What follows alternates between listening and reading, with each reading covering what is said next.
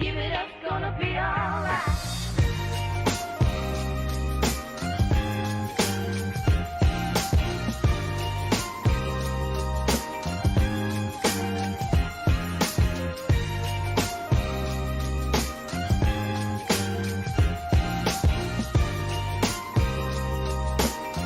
Give it up, gonna be alright.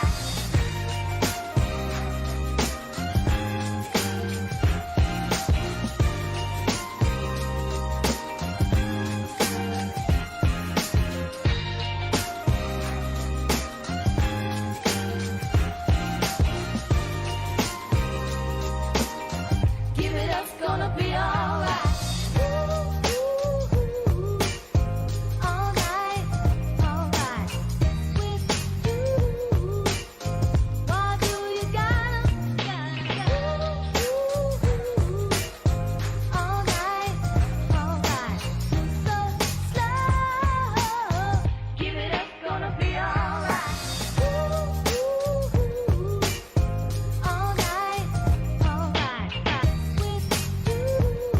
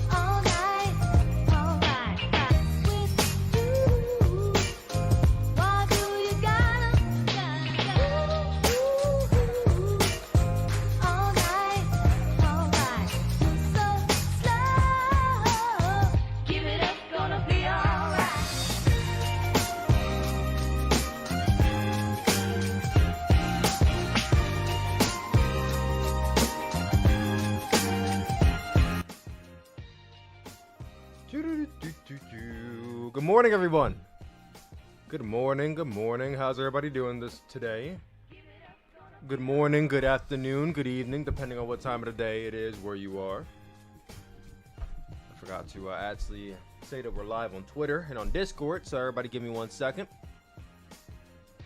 Bear with me, give me 1 second. I forgot to say that we were live on Twitter and I said we were live on TikTok. I didn't think we were live on what's it called yet? We live, everyone. Let's talk about we on. Oh shit. Let me copy my own link. Why don't I do that, right? Copy link.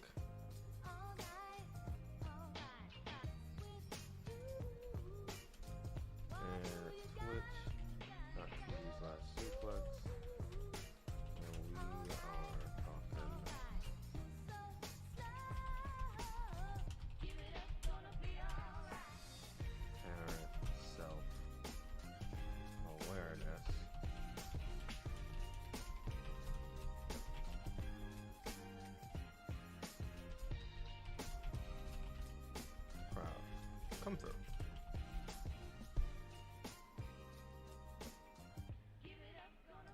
Kiev. Uh-oh, I forgot to turn my air off. Oh no, hold on guys, I gotta have to turn my air off too.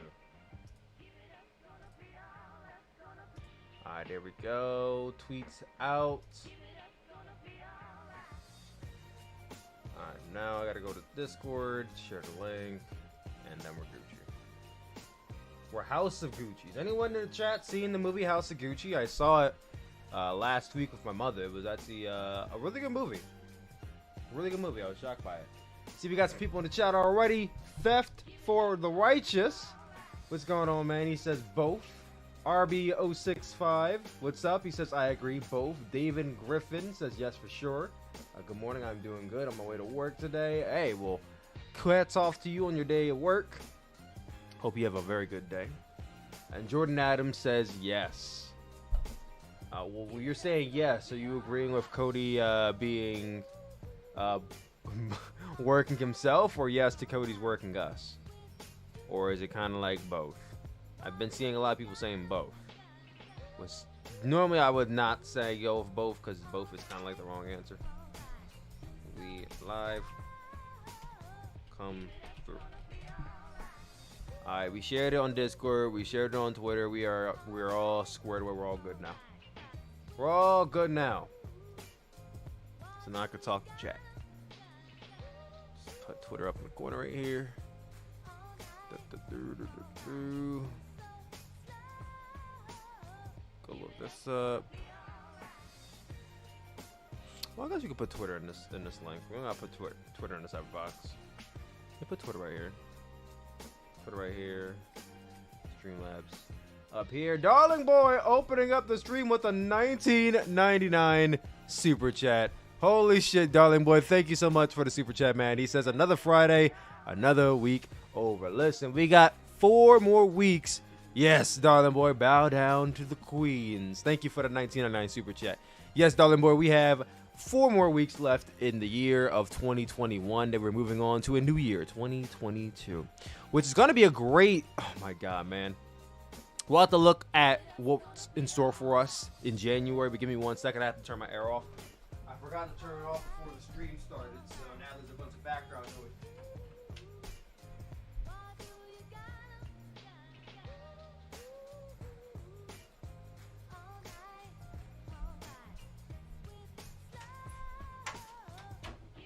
Alright, there we go. We should be good in a few seconds now, but thank you very much, Darling Boy. Once again, I appreciate you.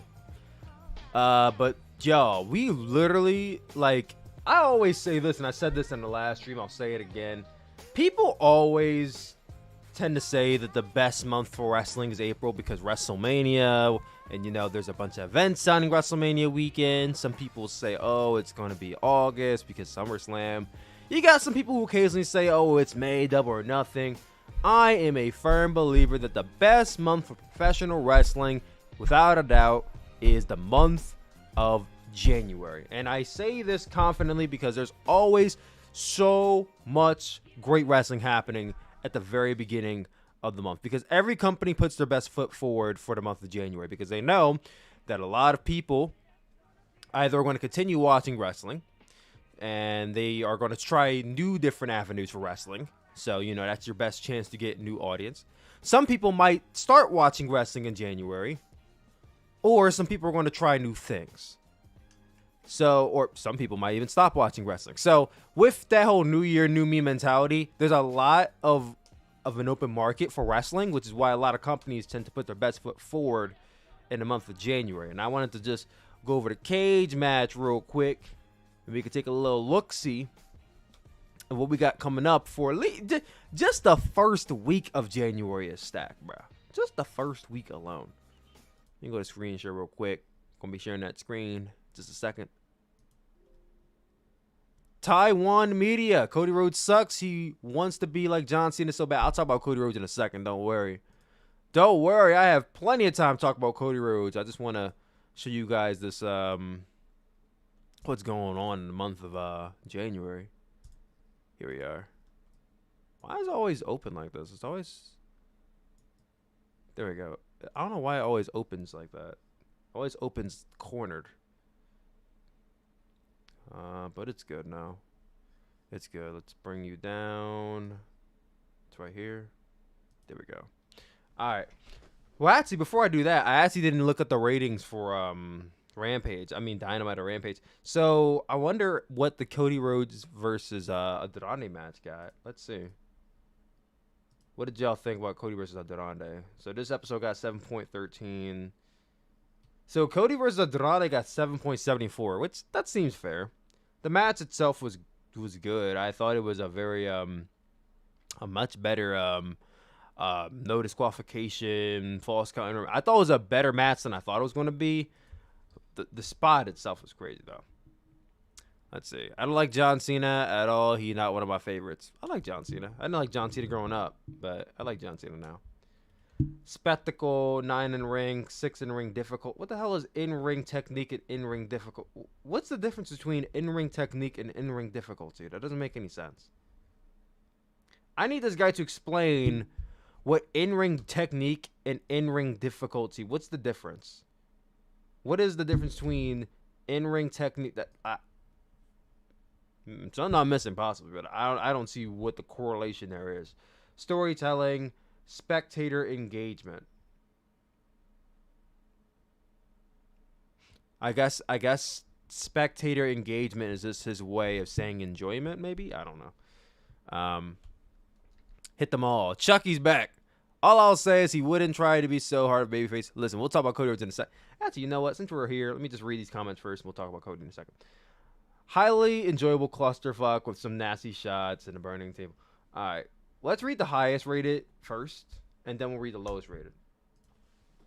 There's only 4 high rated comments so far. Let's do ascending. Let's with the low.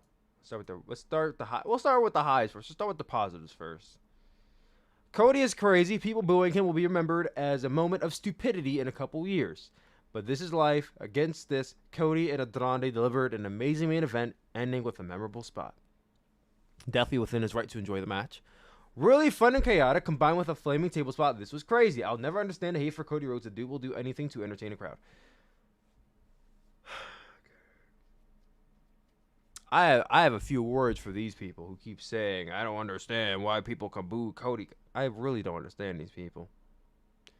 I'll talk about that in a second. This match gets a 9 from me. It was beautiful how the brawl started on the outside. And to be honest, this match seems like a lot of people were just really excited about the flaming table spot. I feel like if the flaming table didn't happen, these people would not be given the 9s and 10s. I'll just be honest. Let's just be honest. Let's just be real. I'm just saying. I don't think these people would have gave it such a high rating without the flaming table. All right, now let's do lower ratings. Let's see what these people say. This match was bad. It looked like a WWE Extreme Rules main event, which only WWE fans would like. So this guy just doesn't like WWE off rip. But for some reason, the AEW fans liked it too. Cody Rhodes is one of the worst things on AEW TV right now. He looks like a parody of great wrestlers who are mainstream stars like The Rock or Hulk Hogan, and everything he does has to be larger than life moments. Cody can't have a normal match, which I agree. Every match he has is Starrcade main event in his head. I like Andrade, but he is goofy in AEW. Interesting. One of the most bizarre matches of the year. The ending was rare, with Cody landing on a flaming table completely and still pinning Andrade for the win, and other involuntary comedy like arm falling off and Jose without a shirt. I liked Jose without a shirt for reasons. You know you're doing something wrong when you have a flaming table spot and your match still sucks. Like, I found this match so dull and boring to watch, with very moments scattered that bring this to a much higher rating than I would give initially. I'm just tired of Cody at this point. He's becoming the equivalent of X-Pac. I don't remember what X-Pac was being, like, this hated back in the Attitude Era or anything. It was a brawl, not as much. If you only read about this match with its weapons, arm falling off the stage, Jose showing that he's actually a good bodybuilder underneath that shirt, and a flaming table to cap it off, you really wouldn't think it was a boring match. But it was. The match was so dull that my mind actually started to wander. And I wondered why I liked Eddie Edwards versus Moose recently, but not this. What separates a good plunder brawl from a boring one, I'm not entirely sure. Oh, well. Well, that really explains why you liked Eddie Edwards versus Moose and not this match. How are you going to start off with an opening statement like, what separates good from bad, and then say, I don't know? What the fuck did you open up with the statement for? Okay, don't open up with a question and then don't provide an answer. That didn't make any sense. But I think the absence of bumps in favor of weapon spots, and the fact that these two had barely even spoken to each other by the time they wanted to kill each other, made the whole thing feel flat. Which I completely understand. I don't understand why this match had to be a street fight, considering that these guys really didn't have heat or like a feud to go off of. I'm still hoping they book Cody as a heel. Who doesn't know he's a heel, instead of having him turn outright? He's not a heel. That's very apparent. Alright, so these people have their opinions in their comments. So I'll talk about Cody Rhodes after I read this. 10 stars for Arn falling over alone. Didn't he fall on like a platform? I feel like Arn fell on something. He fell on like a platform. That was a planned spot. But yeah. They called it X-Pac heat. Do you agree with Wrestle Inc. saying CM Punk and Bryan Danielson should be treated like Brock Lesnar, only wrestle once a month? No. No, I do not agree with that at all. Nope.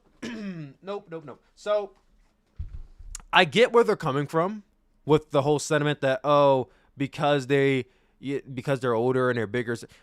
No, I don't think you need to pedalize CM Punk and Bryan Danielson because they came from WWE and they were big stars over there. And I get why they think that way. But the thing is, they're completely able and active to wrestle full time. So why not book them full time? You know what I mean? Well, Brock Lesnar, it's a special case because he was portrayed as this big monster from the UFC. Also, he had a monster booking before he left WWE the first time. So I can understand why they book Brock Lesnar the way they do now. With CM Punk and Bryan Danielson, it's like they've been wrestling full time their entire WWE run. So why should they come to AEW and wrestle part-time? Why? Why? Because they're bigger stars than the rest of the roster? Well, way to pedalize those two. No. I don't agree with that at all. They should wrestle full-time. I mean, if I had to pick one, Bryan Danielson should definitely wrestle full-time, and CM Punk could do the whole Brock Lesnar. But even then, like, why should CM Punk be getting special treatment when he could wrestle every week? I don't think it's necessary. I don't think it's necessary. At least me personally. What's up, JP? Oh, JP. J Prime 242. What's going on, man? And Timmy Market says, what's up to J Prime 242. What's up, Timmy Market? HBK Tokyo says he did it for The Rock. This feud comes off as they had plans with Ric Flair, but since they can't with him, they go with this angle. That could be entirely true, you know? That could be entirely true. Maybe they had plans for Ric Flair, but, you know, they just... They decided we're just gonna have Cody go over instead. I got my tickets for the DC show in January. Hey, you have fun, man. I got my tickets for GCW in January. Oh, while we're at it, I want to show you guys all the events happening at the very beginning of the month of January and show you why this is going to be the craziest month of the year. It's always January. Not April, not August, not May. It's January. Let's look upcoming shows. 2022. Look at this. WWE Day 1. You got a GCW show right here. Not crazy about it, but WWE Day 1 happening on the first day in January. For all you WWE fans out there, I don't personally care. I might check it out just because, you know, whatever, New Year. I'm not giving WWE another chance. I've done this with WWE so many years in a row. I'm not giving them another shot. Like, just fuck this company. Fuck them. I might watch it just because I need something to watch on my plane ride to Hawaii. But outside of that, I ain't watching that shit. Actually, you know what? I'll be in the air during this show, so I probably won't be watching the show. What we got? Yeah, GCW, H2, a lot of companies running on the first. Freedoms, they're running a show. Here we go. Wrestle Kingdom, Night 1, happening on January 4th. Now, what days of the week are these falling on? January 1st is a Sunday, is a Saturday. So that's a Saturday period for WWE. January 4th is a Tuesday. So you're getting Wrestle Kingdom on Tuesday. You got Wrestle Kingdom Night 2 on Wednesday. Then you also have Dynamite on Wednesday. So you have Wrestle Kingdom in the morning and Dynamite in the evening. So that's pretty dope. But then we follow it up with this. You have Rampage on Friday. I know it says the 5th, but they're taping it. Rampage is actually on Friday. You have Rampage on Friday. Then you have Impact Hard to Kill on Saturday. But also on Saturday, you have New Japan Pro Wrestling, Wrestle Kingdom Night 3 with Noah, Pro Wrestling Noah versus New Japan. Also on that same fucking day, you have DPW Already Know, which is their first pay-per-view. Also on that same day is Impact Wrestling Hard to Kill. Also on that same day is AEW Saturday Fight Night Battle. There's literally 4 big shows happening on Saturday. That's ridiculous. Impact, New Japan Noah, DPW, there's 4 shows happening on Saturday, bro. That's an insane day for wrestling. That's an insane first week. LA Fights has a show that day. You have more AEW. You go later in the month. You have GCW. They're having their GCW World on GCW show, which is happening at the Hammerstein Ballroom. I'm going to be there for that. You have PWG Bola happening at the very beginning of the month. That's going to be exciting. And then, of course, you have the Royal Rumble happening sometime that month. They haven't confirmed the day, but you know the Royal Rumble is happening sometime in January. So that's just an insane month. Insane month of wrestling, especially the first week. The first week is going to be ridiculous. Can't wait for it. I watched Day 1. It's a new pay-per-view. Me and you both. I would have watched it if it was called New Year's Resolution, but it's not, so nah. Fair enough, I guess. I don't think they should be part-time. However, a lot of Punk matches, a lot of Punk hatred, I think, comes from him not popping off all the dream matches every week. I don't know why people want him to beat everyone immediately. Yeah, I don't get that sentiment that Punk needs to have every match we ever wanted to dream of on day 1. Like, I don't think so. Like, I much enjoyed Punk versus Lee Moriarty, even though I think that Punk was gassed like halfway through the match. But I very much I'm enjoying Punk's run so far. Has it been, like the greatest run I've ever seen? No, but it's still very early on. He's only been in this, like, his comeback tour for 3 months. Believe it or not, CM Punk only returned 3 months ago. 4 technically, but really 3 months ago.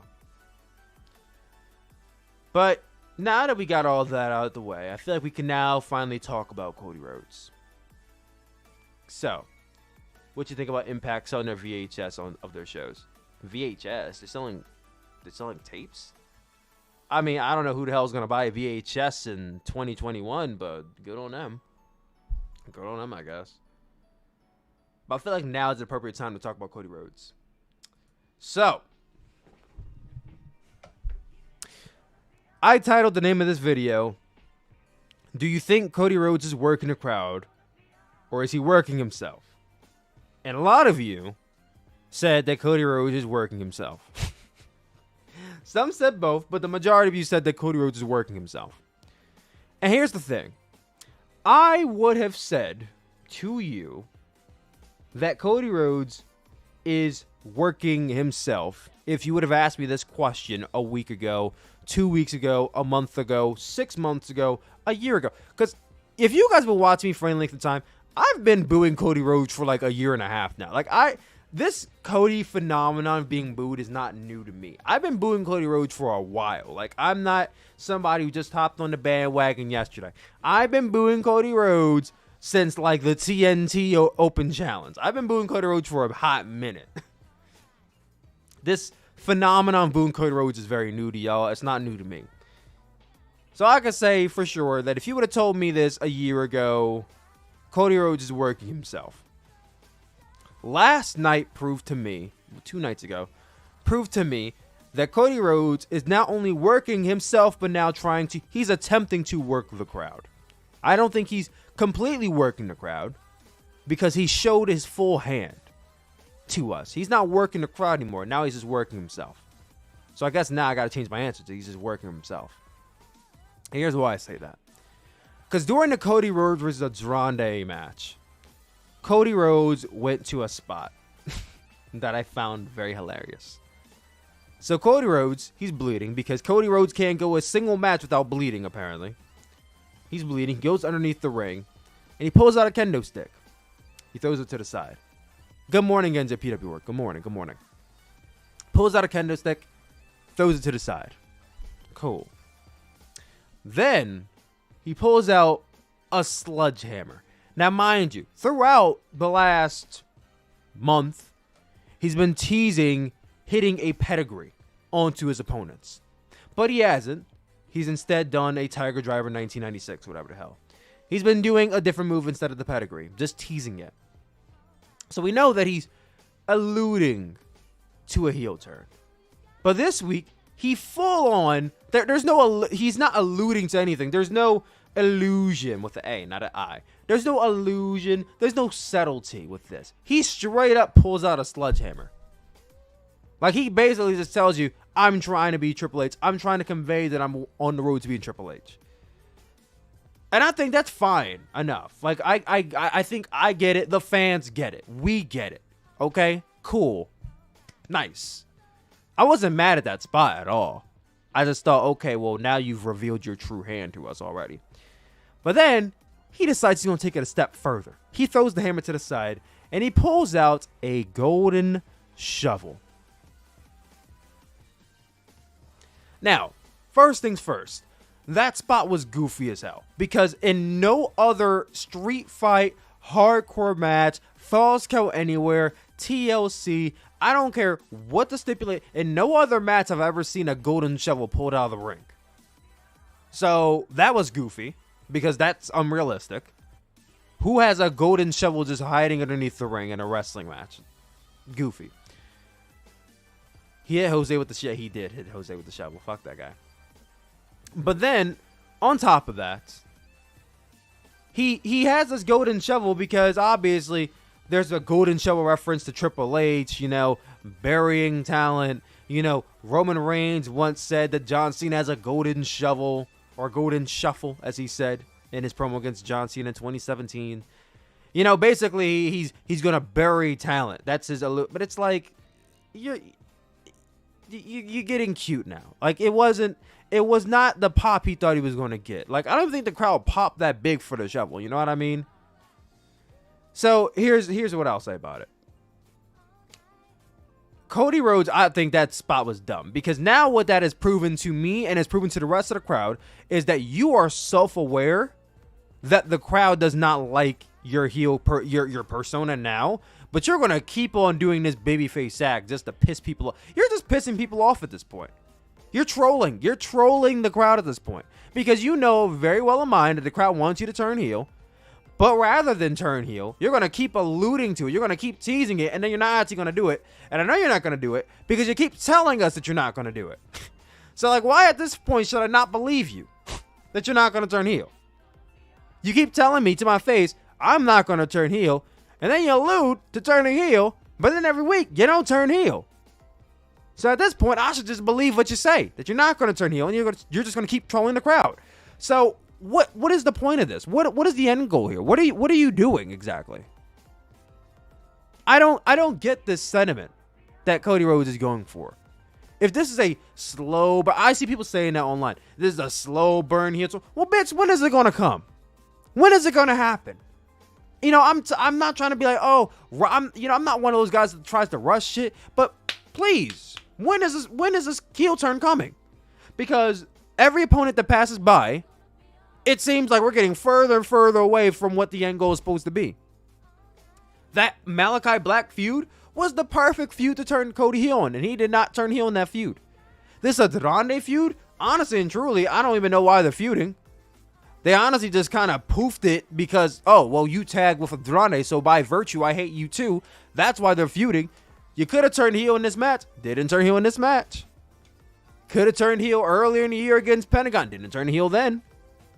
Could have turned heel early in the year with his other opponent. Didn't turn heel then. So it's like you're missing all these opportunities to turn heel. And for what? To keep on teasing the crowd? You can only tease but so much for people just lose interest and drop it. And they already have because they just started booing you. And you want to know why they're booing you? Because you're not giving them what they want. And this is the part I really don't get. Is that Cody Rhodes is so hang on the fact that AEW gives the people what they want. AEW, we care for the fans. We give them what they want. So why don't you just turn heel? Because that's what the people want. People want you to turn heel. Now, I can't say the entire majority of the crowd, everybody wants you to turn heel. There's obviously a vocal minority that loves Cody, respects him. And there's this minority of people that I just really badly just don't understand why they say this. But you saw it when we were looking at the comments earlier. They were like, oh, I can't understand how people could boo Cody Rhodes. Look at what he's doing. He went through a flaming table. He earned my respect. Like, why is there this sentiment that because Cody Rhodes is putting his body on the line that we can't boo him? Because Cody Rhodes went through a flaming table, how could you boo Cody Rhodes? He went through a flaming table. I'm sorry. Can I not boo people who put their body, like, if this sentiment that you're putting out there, if we go off based off of this, there will be no heels in wrestling.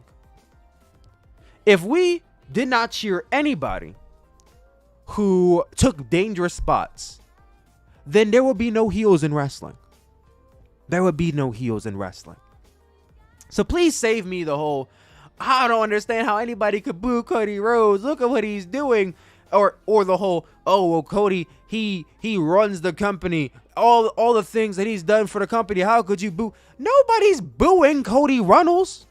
Nobody's booing the fucking person Cody Rhodes. So get off that fucking sentiment that because Cody Rhodes Cody Runnels is getting paid to run this company, not Cody Rhodes. When he gets his paycheck, it's Cody Runnels. I don't believe he legally has his name changed to Cody Rhodes. Cody Runnels is his real name. He's the person getting paid. He's the person signing checks, not Cody Rhodes. So save me those tears. Okay? We're not booing the actual person. We're booing the character. The fact that the character is self-aware of the fact that people don't like him, but yet he consistently gives people a reason not to like him is reason enough to boo him. If you know we don't like something and you keep doing the exact same thing we don't like, what other reaction would you expect people to give you? What other reaction are you expecting from people? You're an idiot if you think otherwise. And I try to have a little bit of of sympathy for Cody Rhodes, but then I don't. Because someone in the comment section earlier brought out John Cena. And that's exactly what I want to talk about here. You know, there's a difference between John Cena when he was being booed and Roman Reigns when he was being booed and Cody Rhodes now. And you want to know what that difference is? Unlike the person in the comments on Cage Match who posed a question and didn't give an answer. I'm going to give you an answer right here. The difference between Roman Reigns in 2015, John Cena in like all of the 2010s, to Cody Rhodes now, is that John Cena and Roman Reigns couldn't control their destiny.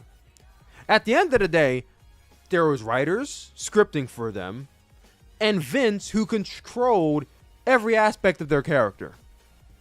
Cody Rhodes is the executive vice president of AEW. He 100% controls his fate. He 100% controls his destiny. He 100% scripts his own promos. So there is no excuse for why he can't turn heel. He can turn heel at whatever point in time he feels like it. He could have turned heel last night if he really wanted to, but he does not. So I don't like this comparison of Cody to Roman, because Roman couldn't choose if he wanted to turn heel. Now, I almost am certain Roman Reigns would have turned heel a long time ago if it was up to him. So please save me that. No, Cody Rhodes is nothing like Roman Reigns and John Cena. And like, he's nothing like them, because he can control. He can choose to turn heel whenever he wants to, but he tells you to his face that he will not turn heel. And why won't he turn heel? Well, I guess his morals for some reason. Like, what? Why are you? What is the purpose of you not turning? Like, I feel like Cody Rhodes has this delusional vision in his head that if he turns heel, that fucking COVID goes up 820%. Oh, the KKK is alive and well and invades AEW. Adolf Hitler is reincarnated. Like, bro, I swear to you, if you turn heel, crime will go up 110%. You're not Batman, bro. You're not saving the world by keeping babyface. People understand that you as a heel is not you as a person. The fans are not stupid. You know your audience are full-grown adults. You don't cater to a PG audience. You cater to a TB14 audience. You have an adult audience who understands that if you turn heel, what we see on TV is not what we see behind the scenes. It's not what we see when you're doing charity work. It's not what we see when you're doing other stuff. You don't have to keep to this whole persona. You don't have to do MJF. You don't have to be MJF. You don't have to be an asshole off screen and on screen. That's MJF. Let him do his thing. You can be a good guy. You can be good guy Cody off screen. You can still shake hands and kiss babies off screen and just be a heel on screen. But for whatever reason, all hell breaks loose if Cody Rhodes turns heel. I promise you, the reaction you're looking for, you will get once you turn heel. You don't even have to turn heel for the rest of your career. Maybe he has that in his head that if he turns heel, he has to be a villain for the rest of his career. No, you don't have to be. You could turn heel tomorrow. You could turn heel tomorrow, and guess what? You could turn babyface by Double or Nothing. Plenty of time.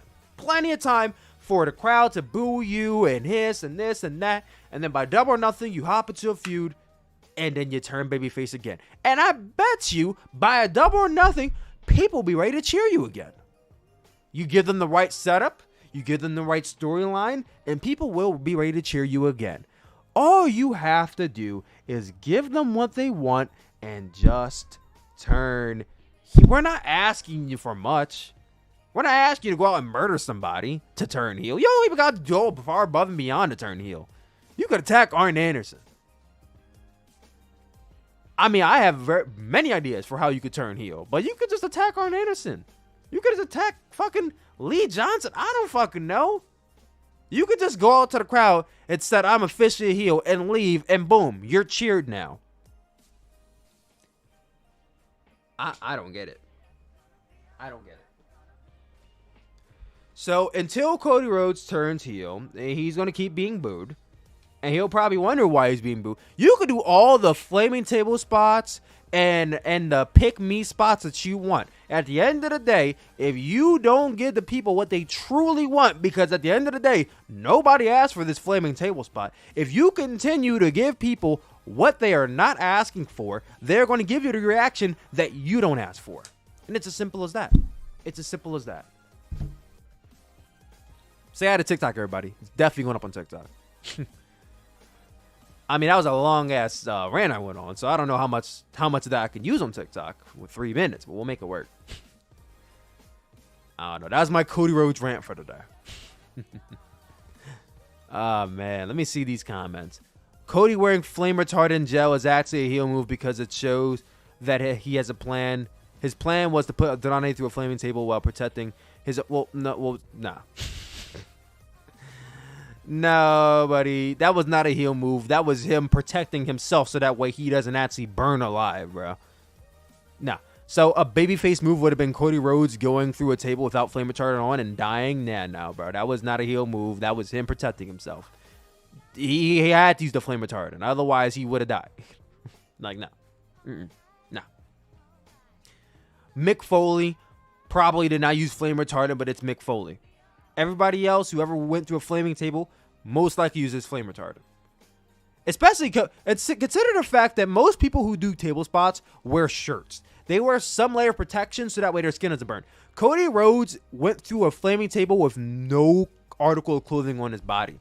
So he had no choice but to use flame retardant. So yeah, don't spin that as a heel move, buddy. I love you, but you can't spin it as a heel move. That was just him protecting himself, which he had every right to do. Also, he low blowed him. Like I said, Cody Rhodes can tease and tease and tease all he wants, but if he don't fully turn heel, it won't fucking matter. Sounds like Triple H won't ever wrestle again after his cardiac event, which sucks because his last match ever was against Batista. You could say technically it was against Randy Orton, but no, it was against Batista. But, you know, do what's best for his health.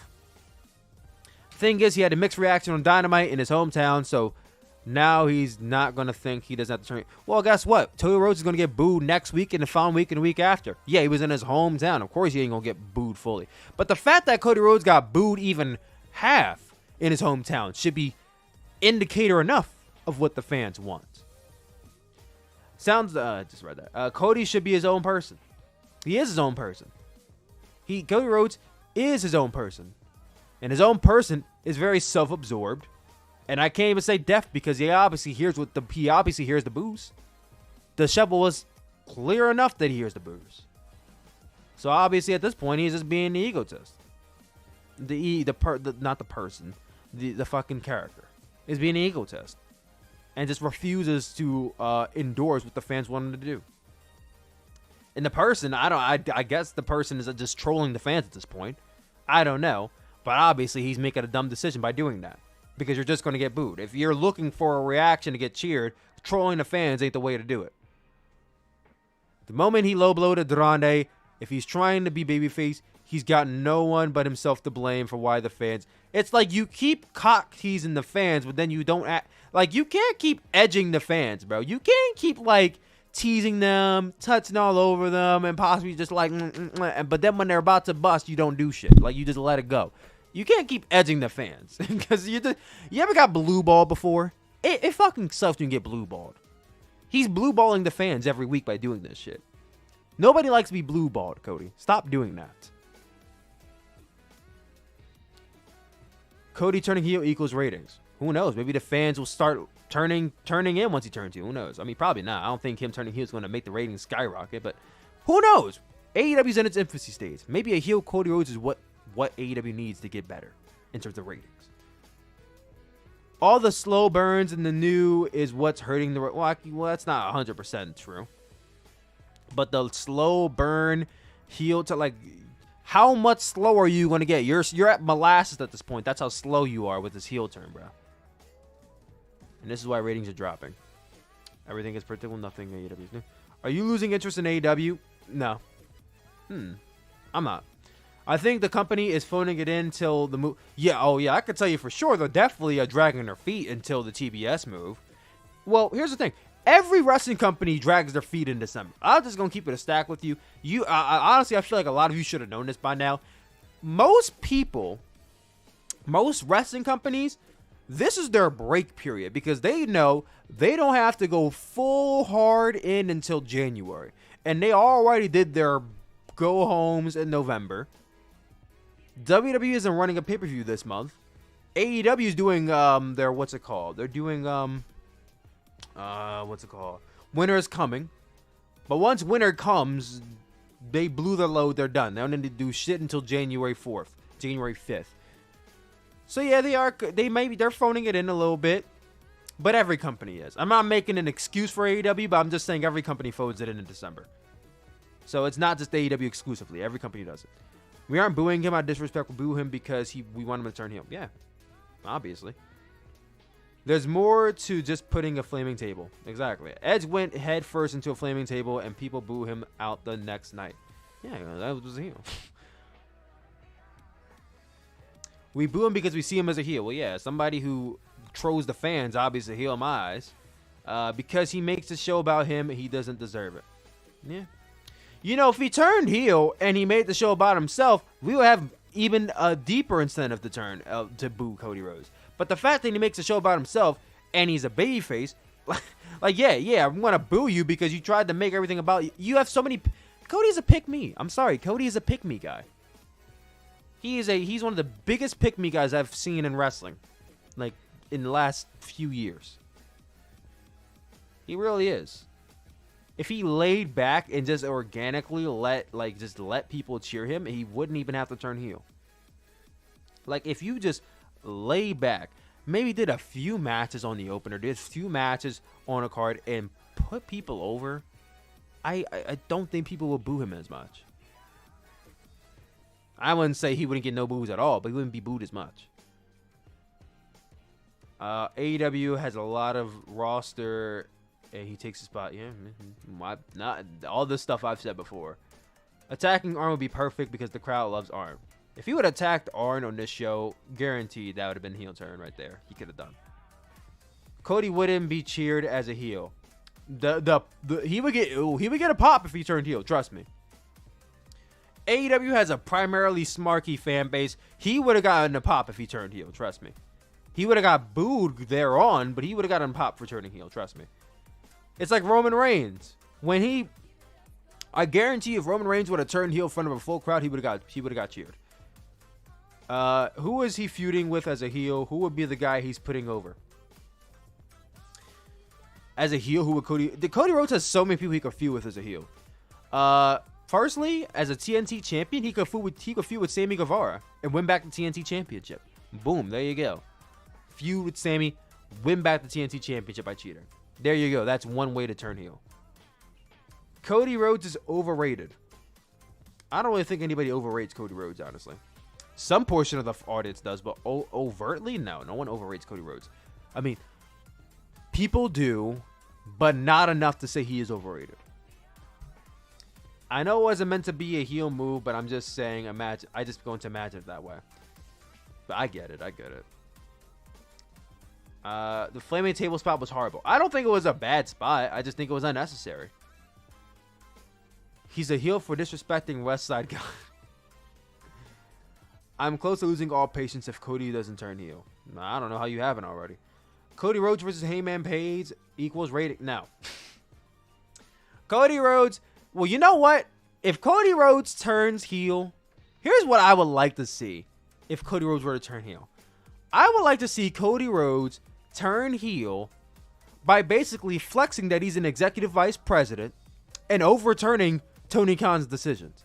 Like, I would like to see Cody Rhodes come out and tell the fans, you know what? I said that if I lose to Chris Jericho 2-3 years ago, that I would never contend for the AEW World Championship. But guess what, bitches? I run this fucking show. So I'm just going to do it anyway. Because who the fuck's going to stop me? You could even have the Young Bucks and Kenny try to stop Cody Rhodes. And he's like, well, I run this show. I don't see why the fuck I can't. You could have Tony Khan come out there and try to do it. And it's like, bitch, fuck you going to do? I'm a wrestler. I'll beat your fuck. What the fuck? What your little scrawny ass going to fucking do about it? And then have him fucking do the match anyway. You don't beat Heyman Page. I don't want to go that fucking far. But have the fucking match anyway. Boom. There's your heel turn right there. Simple enough. Simple enough. Yeah, just tell Tony, what the fuck you gonna do about it? I'll beat your ass right now. Would Cody attacking Brandy be a face or heel? That'd be a heel move, obviously. But now it'd be a face move to some portion of the audience who doesn't like Brandy already. Like me, I'd fucking cheer it. But that'd obviously be a heel move. Adam Cole, because you're attacking a female for what reason? Yeah, that's a heel move, buddy. Adam Cole and the Elite not having any progression with Kenny being gone for weeks is an example of what AEW does wrong. They don't capitalize on quick opportunities for storylines. Yeah, the Elite seems to be in this pending period. Like, they don't know what to do. Because it's like, right after they finished a feud with Jurassic Express, they just don't know what to do. Because now Adam Cole seems to be in this mini feud with Orange Cassidy, and it's like, why do you hate Orange Cassidy? Can anybody explain to me why he attacked Orange Cassidy? Why Orange Cassidy interrupted Adam Cole on Dynamite? That was such a weird segment, by the way. Adam Cole comes out to the ring, does the Adam Cole Bay, goes up the ramp for commentary for a match that nobody even knows he's going to commentate for. Then Orange Cassidy comes out, and they stare each other down, unprovoked. Then the Young Bucks come out and attack him. Then the Best Friends come out to say, like, what was the point of that? I mean, I get you need to set up a feud, but like that was so that made no sense. I'm excited for the match in terms of in-ring quality, but like that was one of the worst sets up to a match I've seen AEW done in a while. I didn't realize I had 2 songs playing, guys. I'm sorry. Well, Cody attacking Brandy being human. All right, it's already. I'm so confused why they're doing Winter is Coming in Texas. Should have booked it for Greensboro to boost tickets for that show. Well, Winter is Coming is one of their big Dynamite shows. That's why they're doing it in Texas. Oh, why they're doing Winter is Coming in Texas? Oh, I have no clue. Damn, Cody Rhodes. I got 72 Chucky dolls. I'm a whole army. I'm not scared of Cody Rhodes. It happened with Becky. Once she attacked Charlotte, the fans cheered her for it. Yeah, because once you do something that the fans like, they're going to cheer you no matter if you're a heel or not. If Cody turned heel, then he would definitely end up being world champion, right? I think if there were any excuse for Cody to be a world champion, what I just gave you is the excuse. Any other reason wouldn't make sense. Other than I am the executive vice president, I could do what I want. Fuck are you going to do about it? Like, what are you, the fans, going to do about me overturning my own decision? Nothing. Except not watch, of course. But I guarantee you the fans would not be mad about it. In AEW canon, Cody can't challenge for the world title. Winning does absolutely nothing for Cody other than stroke his own ego, so he should put over high-profile heels and elevate guys that are QT tier. Did you just say QT Marshall tier? I'm done. Yep, that's the idea I have too. He should overturn the championship rule. Yes. You guys are agreeing he should have overturned it. I just feel like if there were any reason to go against the grain, that is the only reason to do it. Is just to overturn the championship rule that he made for himself. Beat Sammy for the TMT title but puts over Eddie Kingston. That is perfect. I love that idea. I love the idea of him beating Sammy. He could beat Sammy in January and put over Eddie in Double or Nothing. That's a perfect idea. I love that idea. Johnny Bernie. That's a good idea. The problem going back to that rule, it means winning it. No. Just because he turned heel doesn't mean he has to be the world champion. Nobody said all that. Nobody say you got to be the world. No. See, because Heyman Page, his story was far more important than Cody's. Far more important than Cody's. So if they were to do Cody versus Heyman Page should beat Cody. You could have Heyman beat Cody and have that be the setup for Cody to turn face again. You could have that be the catalyst. Have Cody be down in the dumps because he overturned his own decision and still couldn't get the job done. Like, you did all that and then you lost anyway. Nah, you don't have to have Heyman lose. I don't want to go that far. I wouldn't go that far. Kenny is injured. Yeah, Kenny's injured. He ain't coming back for a while. The flaming table spot was horrible because the Donne just rolled through the table. Yeah, it looked like a Donne did a reverse, sliced bread on the Cody Rhodes through a table. It's a battle to see who is the better friend. Tony Khan is not a good booker to me. I think AW has been horrendous the last few months. Definitely your opinion. I mean, what exactly has been so bad about AEW, though? I'm curious. I would say Tony Khan's a good booker. I don't think everything he does is gold because, like I just said, I think the whole setup to the Adam Cole Orange Cassidy feud was very dumb. And also, the segment with Leo Rush and Team Taz was dumb as well. They had 2 dumb segments on that show.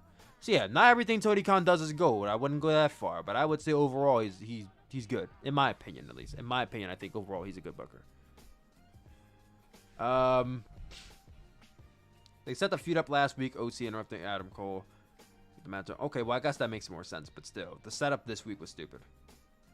I am in Texas. Okay, go to Winter is Coming then, and tell us how it is, because I want to go. Heel Cody could feud with Babyface MJ. I don't even think you could book a Babyface MJF. How does one book a Babyface MJF exactly? MJF is like a prime heel for the rest of his career. I don't even know how what a Babyface MJF even looks like. I'm not saying it's not possible. I just don't know what a Babyface MJF looks like. Heel Cody and CM Punk's promo would be good, to be honest. That'd be good. I could see a heel Cody versus Babyface Punk feud. Short, not a long-term feud though. Better than Pritchard. MJF definitely should not be a babyface.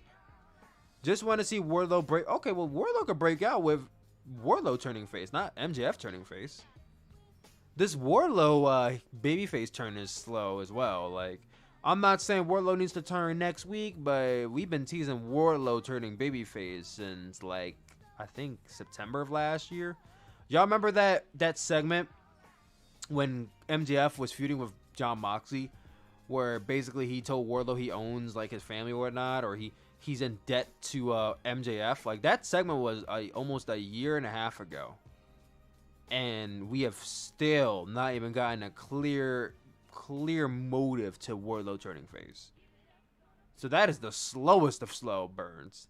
AEW does long-term storytelling, and I love it, but sometimes they take a long time, like, and it pays off. The Hangman Page storyline, I'm happy to see that it paid off the way it did. We could have got to destination a bit faster though. With the Warlow thing, I feel like it's taking a while. You could do that. You could do that turn to Double or Nothing, honestly. You know what? Next week, fucking Battle Royal is here. Why not have Warlow win the match? Have fucking MJF get eliminated third to last. Have it come down to like Wardlow and fucking Eddie. And then have Wardlow eliminate Eddie, and then Wardlow wins the Dynamite Dozen ring. And now Wardlow has to give the ring to MJF. MJF kind of forces him to give the ring to him. And Wardlow can say no and keep the ring. Boom. Babyface turn. Or he can give the ring to MJF, and then Wardlow's even fucking dickhead of a heel than he already is. Warlow not turning is an example of booking that I think is too slow, missing opportunities. Yeah, definitely. Take a swig of water real quick. Been talking for an hour.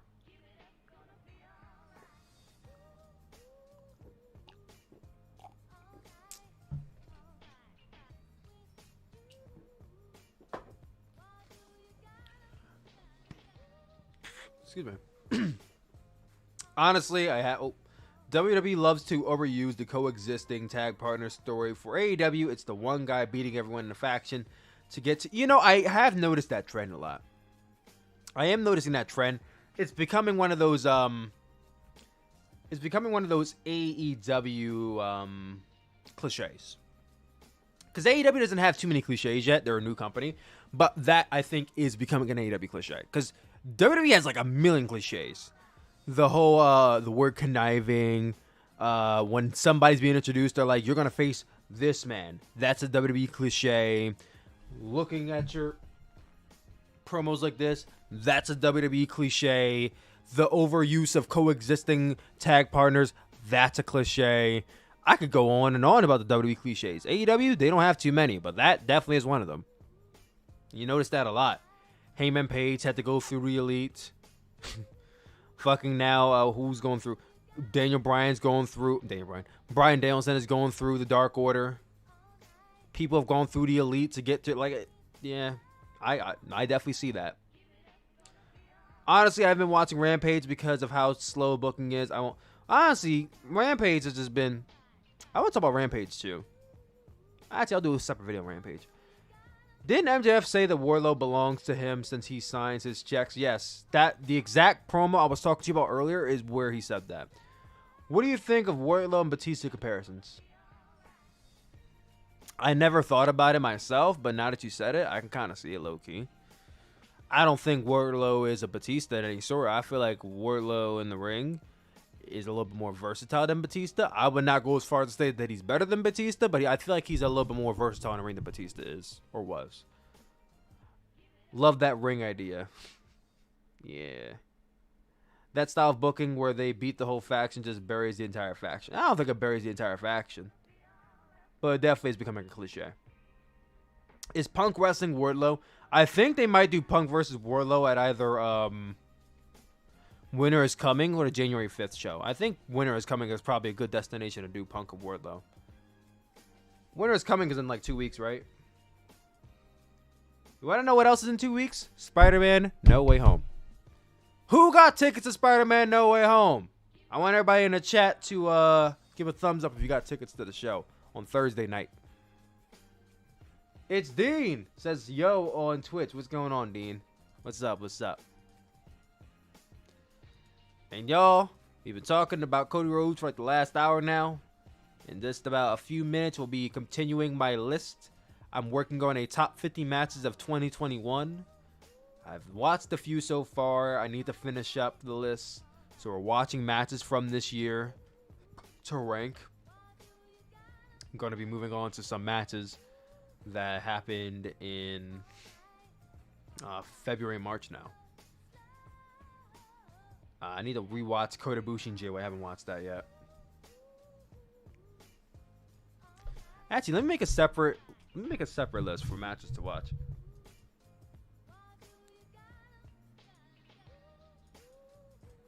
Go back. Move this to Drive. Top 50 matches 2021. Oh, it's already there. What am I doing? Alright, well, let's make a list here. Hold on 1 second, guys. I'm just trying to get my list together. Top 50 matches 2021. Matches left to watch.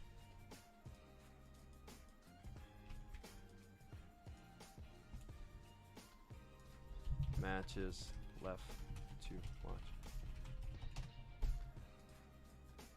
Alright, scroll down, copy paste, and we're all goody in a hoodie. There we go. Now I could just matches left to watch in 2021. Alright. Cut. Watched. This match is getting cut. Take that off. Did I make a list for matches not making a cut? Okay, I did.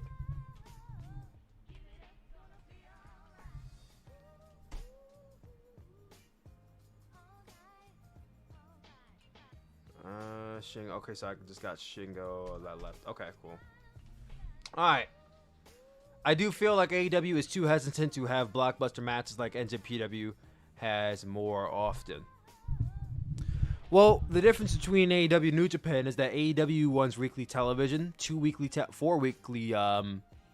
they run 4 weekly shows a month. 4 weekly shows a week, whereas New Japan, on average, they run like 2 to 3 a week, and then they're not weekly television shows. They're tournament matches. So that's why New Japan has the accessibility and the ability to run more epics than AEW does. Because you don't want to do epic every single week. That's tiring. And plus, that's going to be hell on the bodies of the wrestlers if they do that. So, gotta work some TV matches on TV, you know what I mean? List of AEW cliches. Cody entrance, backstage promo interruption, running through a faction, and brawls. Well, yeah, those are definitely the AEW cliches right there. Rampage is a perfect example of why Tony Khan is not a good booker. CM Punk has a new feud every single week. Well, no. Having CM Punk has a new opponent every single week. CM Punk does not have a new feud every single week. CM Punk has only had a feud with Darby Allin and Eddie Kingston so far. CM Punk has a new opponent every single week. Got a ticket. Andrew Garfield and Toby being in the film is as bad as a secret as CM Punk and AEW. Well, I mean, that was going to get out. First of all, you can't have Green Goblin, Doc Ock, Venom, Lizard, and Electro and not expect Andrew Garfield and Toby to be in the film. So even if it wasn't confirmed or pictures didn't leak, like, people would have already assumed it. So like people saying, "Oh, I can't watch the movie because I already know Andrew Garfield." Like, what were you expecting? I'm sorry, what were you not expecting them to show up? How can you have every villain from every movie and not have every Spider-Man? Like, how I'm sorry, not talking to you directly, but like, what were you expecting? Were you not expecting them to be in a movie? Like, you're still gonna fucking pop when they show up. I'm still gonna pop when they show up. I'm still gonna pop, even though I know they're gonna be in a movie. I'm still gonna fucking pop when they show up. Like in the fucking Avengers Endgame, we all knew they were gonna fucking come back and beat Thanos, but we all still pop at the fucking scene when Captain America said Avengers Assemble. You know what I mean? Just because it's predictable doesn't mean bad. Not all the time. Sometimes it does, but not all the time. They're having a ton of North Carolina shows. Well, you have to consider the fact that some states are not allowing certain shows to happen at capacity. So AEW is only running shows in cities that will allow it, which is why you're seeing a lot of repeat cities right now.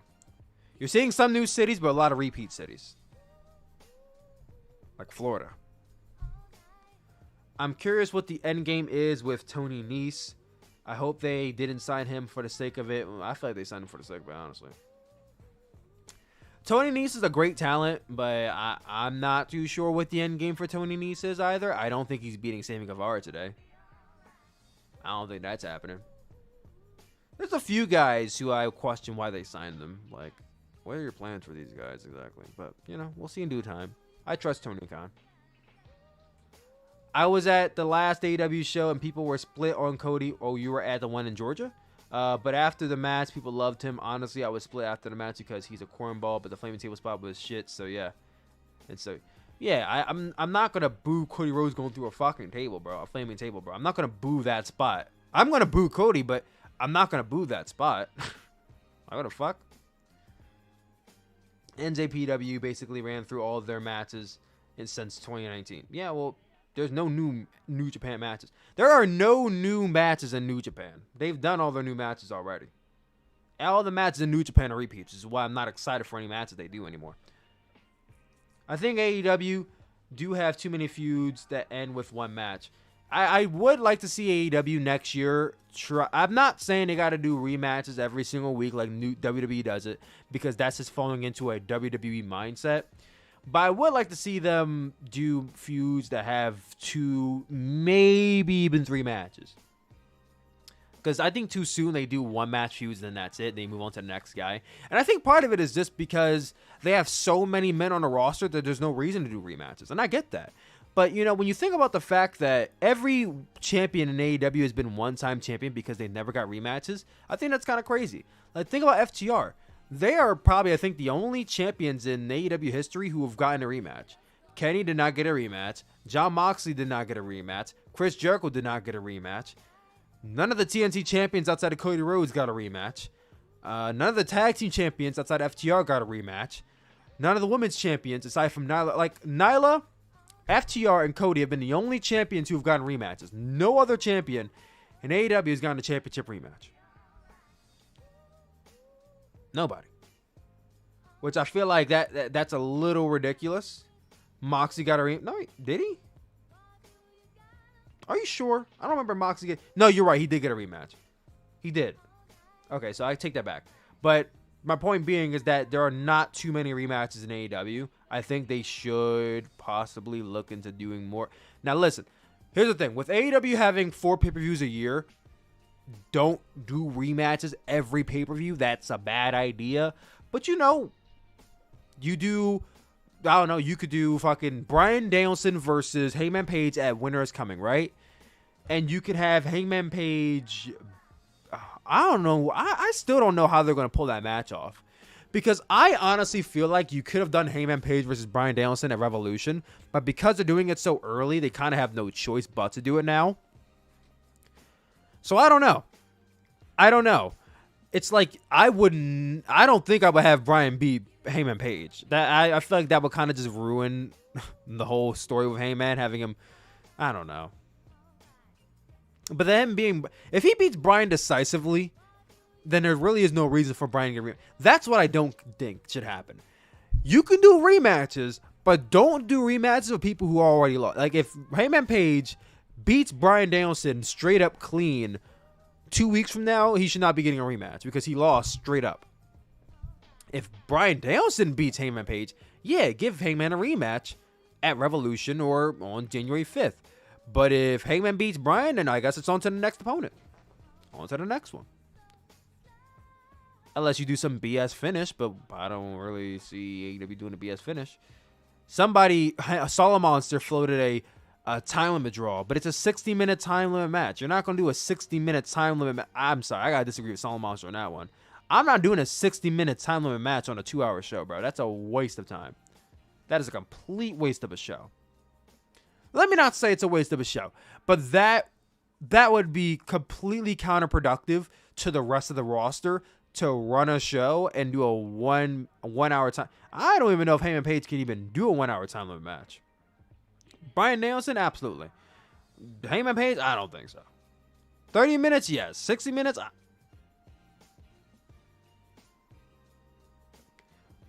11 to death, but I don't know about that one. CM Punk feud with Eddie Kingston should still be going on. Yeah, I wish that feud would have extended out some. None of CM Punk's feud have lasted for a long period of time. You could tell. You can't tell a good story with such a short time. You can, but the thing is, once you just move on to the next one, every single time, there's really no time to digest and reflect onto the long-term feud you just had because you don't have any long-term feuds, you know? This this CM Punk and MJF storyline has the potential to be a long-time feud if they extend it out to Revolution. But who knows? Who knows? Wouldn't it be TV time limit draw? TV time remaining? Yes, they could do TV time remaining. They could do that. Solid Monster said 60 minutes. I would not do 60 minutes. If they want to do TV time remaining, that could be their cop-out. That could be their caveat. You could have them do a match. The match can start at 10:30. No, the match can start at fucking 9:30, and then TV time remaining. Boom, time limit draw. The only thing about doing that is that Bryan Danielson at that point would then had 2 draws in his belt, which 2 draws, like, all right, bro. I like, how much you gonna protect this man? You know what I mean? Here's the thing. You can do a draw there, but that should be the last draw Bryan does for like a year or 2. You should not be doing 2 draws in a 3-month span. That's ridiculous. So I would do that draw. That should be his last time limit draw. And then you can do him losing clean to Hangman either at Revolution or on January 5th. But if you do it at January 5th, you got to have somebody ready to go for Hangman Page the next night. Next week. Which I don't know who that would be. I wouldn't move to MJF that quickly. Oh, well, let me ask you guys that. If it's not Bryan Danielson, who faces Hangman at Revolution? Should it be Cody? Heel Cody? Maybe? Possibly. Think they planned for Mox to be in a Dragon's position so that Hangman could look strong beating a former champion who didn't ever actually lose the belt clean. Listen, Hangman should beat Bryan, but if they want to do 2 matches, then TV time remaining would be the best thing to do for Winter is Coming, and then do a decisive pin over Bryan at either January 5th or Revolution. Winter is Coming is TNT. Give AEW extra time if they go over 10 p.m. TV time remaining is fine. AEW has specials where they can do rematches for necessary feuds. Exactly. Battle of the Belts. 60 minutes is a no-no. Yeah, exactly. Could it be Miro? Ooh, Miro could be good. Well, the thing is that Miro lost in the TNT Championship tournament. I mean, the AEW Championship tournament. So I don't know if you would go to Miro that quickly, considering he already lost. But Miro versus Heyman is definitely not a bad idea. That's not a bad idea. I think Adam Cole versus Adam Page at Revolution. Well, if that's the case, they gotta start giving Adam Cole some big wins soon, because you can't have Adam Cole just challenge Adam Page. You know what I mean? You can't just like, oh, I'm challenging you for the belt because I'm Adam Cole, baby. Like, no, you gotta have some wins, bruh. Get some wins. Beat Orange Cassidy, then go ahead beat Jungle Boy, then go ahead beat somebody else, beat a couple other people, then boom, then challenge Adam Page. Make your way up to number 1. As if the rankings fucking matter.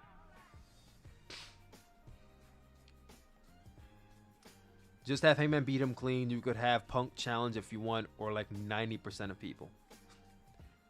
Miro versus you. Okay, so a lot of people are saying Miro. Okay, Miro sounds good. But hey guys, we have been chatting for quite a while, and I enjoy this chat very much. But I would like to continue on with my list of top 50 matches of the year. So we're going to continue on with that in just a few minutes. I think we're going to check out Johnny Gargano versus Kushida from NXT TakeOver Vengeance Day, which was such a great show. That happened on Valentine's Day of this year. We'll be checking that out in just a few minutes. I'll read through the chat a couple more times, then we'll be turning on that match. I'll still be reading the chat, obviously, but, you know, we'll be shifting focus to that match. Heyman versus Pac. Well, they've done Heyman versus Pac like 3 times already. That's not really my go-to feud to do. They've done that match 3 times already. That's not my go-to. Saying that Miro promo on Dynamite, he could definitely wreck fools and challenge for the belt. Yeah, but the thing is, Miro already was in the championship tournament and lost. So having Miro challenge Heyman and lose again, like, it just kind of hurts Miro a bit. Unless you want to do Miro like beating Heyman at Revolution, I don't know if I would do Miro versus Heyman and then have him lose again. Miro promo this week was peak Vince 06 God. I love his feud. Miro's feud with God has got to be a contender for feud of the year. I'm just saying. Miro versus God is feud of the year. Vengeance Day was like the beginning of the old NXT because of the UE breakup. I still say that Vengeance Day is one of the greatest pay-per-views of the year. When I make my list, my year-end awards, that is going to be contender for show of the year. Is Vengeance Day. Because that was such a great show. But now I bring it up. Let me go to Peacock. Peacock. I don't be even on Peacock like that, bro. I need to start using Peacock more often. I pay this subscription. I don't even use Peacock like that. Because I don't watch WWE. I should unsubscribe. Honestly, I should unsubscribe from Peacock. Maybe after the Rumble. I might watch the Rumble. Maybe after the Rumble. But let me search Vengeance Day. I love how I search up Vengeance Day and nothing on NXT comes up. Alright, next NXT. Ugh. Ugh. Eesh. Yeah. I search NXT and then the fucking Nickelodeon paint comes up. Ew. I don't like it. I hate it. Alright, NXT TakeOver Vengeance Day. Here we go.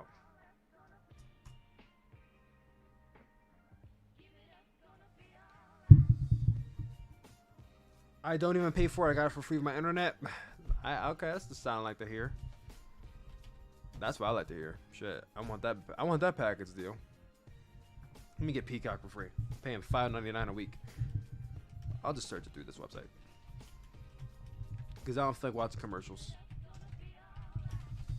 Plus, I want y'all to be in sync with me in case y'all want to watch it.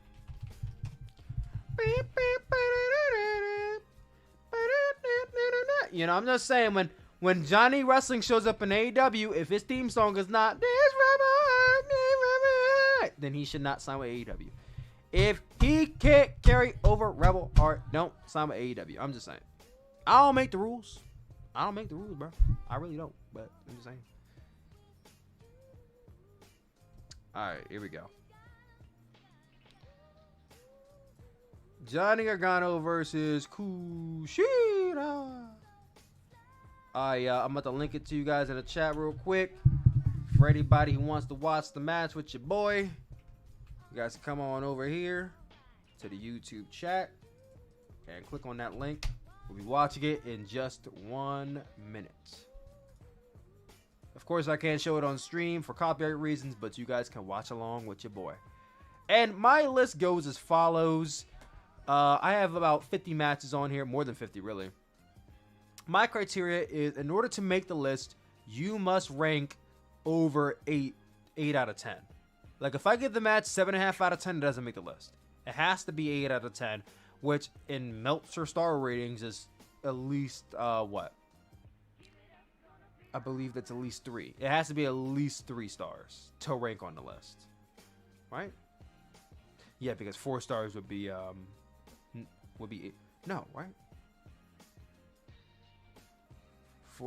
5 stars is 10 out of 10. 4.5 is 9.5. 9 is 4. Okay, it has to be at least 3 stars to break on the list. Honestly, I should bump it to 8.5. But if I do that, I won't have top 50.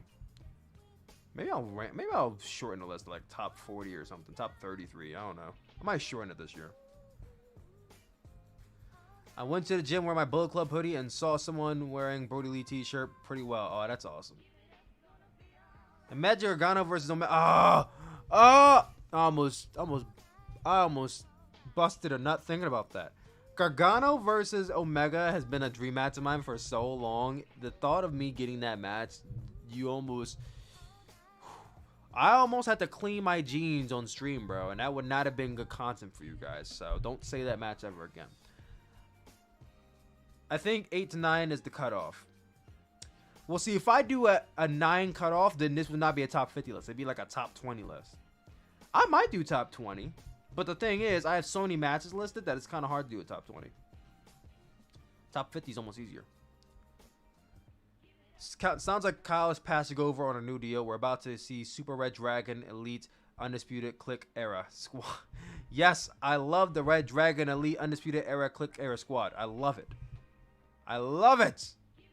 Imagine Kyle O'Reilly, Bobby Fish, and Adam Cole all on AEW together. Yo, See, thinking about wrestling makes me so hyped sometimes. Think about this fucking feud right here. At AEW, Double or Nothing, or even All Out. AEW All Out. Adam Cole, Kyle O'Reilly, and Bobby Fish versus, wait for it, Kenny Omega and the Young Bucks. Tell me that's not main event. Tell me that's not match of the year. Kyle O'Reilly, Bobby Fish, and Adam Cole versus Kenny Omega and the Young. They can 100% do that feud. They already teased it. With Adam Cole basically thinking he was going to be the leader of the elite, and Kenny's like, I'm at the Young Bucks. And he's like, oh, my bad. My bad. I thought you meant me. My bad. So they already are starting to plant seeds. If they could bring in Kyle O'Reilly, 100% they should do that feud. There's no reason they can't do that feud if they don't bring in Kyle O'Reilly. Now, if Kyle O'Reilly doesn't sign, and fuck it, oh well. Chalk it up as just whatever. But if they come in, they have to do Undisputed Era versus the Elite. They have to. Jose versus Arn is not better. Jose versus Hook is what I want to see now. I want to see Jose and Hook. That's the match I want to see. Arn can face the winner of that match. But y'all, it's time for us to continue on our list. Will this match indeed be 5 stars? We will see in just a moment, because guys, we'll be starting off this list in 10, 9, 8, 7, 6, 5, 4, 3, 2, 1, play. Oh man, I missed the original set for NXT takeovers.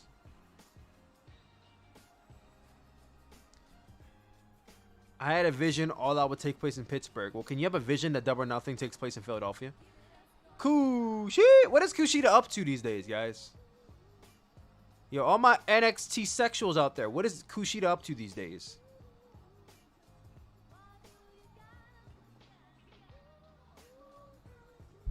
Hey, hold on. I just saw somebody just said something on Twitch. Hold on 1 second. Imported granola. Oh, all right, never mind. Young Fiji. Hey, what's going on, Favici? My guy, he's up on the Twitch chat. You good, brother? I'm doing well. How are you doing, man? Sorry for reading your chat so late. The YouTube chat's been active, so I almost did not read the Twitch chat at all. But hey, what's going on, man? Hopefully you're doing well. Kushida is teaming with Ike Manjiro. I like Ike Manjiro. I hope they're doing something meaningful and not, wearing blazer jackets and wrestling a bunch of no-names.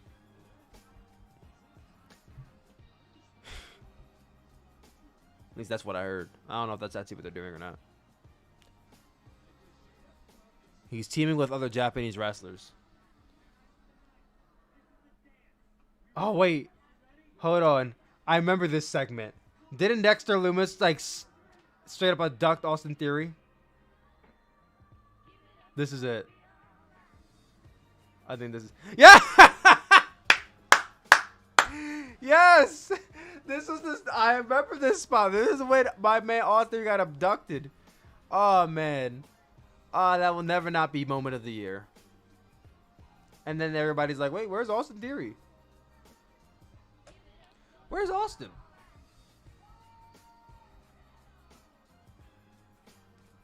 Have you guys seen Austin?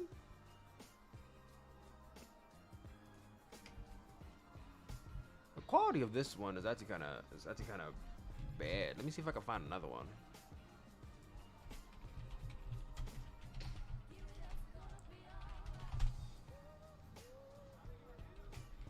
Kushida.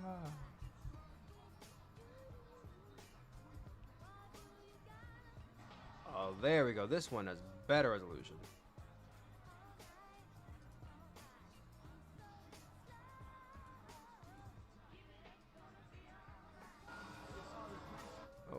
Oh yeah, way better resolution. See if I can match these up, sync these up real quick.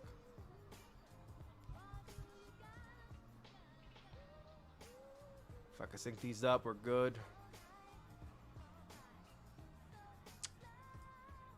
Alright, it's synced up. Cool, I can switch over to this other link. There we go. Alright. Cool. Alright, yo, we watching Kushida versus Johnny Gargano. That's part of my top 50 list. We'll see if this match makes the list. You guys can be the judge yourself, too. I remember this match being really good. I remember it being like one of my favorite matches from earlier in the year.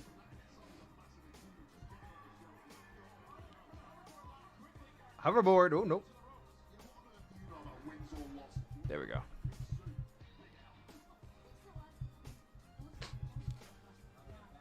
He's wearing amateur gear like a joke. Of course he is. I'll be honest. I'm surprised they didn't release Kushida. Not that I want him to, but I'm surprised. I'm surprised he wasn't cut. Like of the people getting cut, I almost was certain Kushida would be on that list at some point. Good for him for not being cut and they're using him, but I was shocked.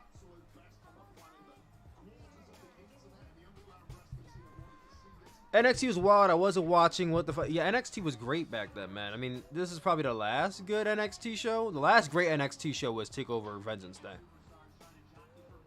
Austin Theory's growing up. Yeah, how's Austin Theory doing on Raw, guys? I know Austin's on Raw. He stole the golden egg. What a waste of a fucking story. How is Austin doing on Raw? Vince doesn't know who he is. Well, that's definitely not good.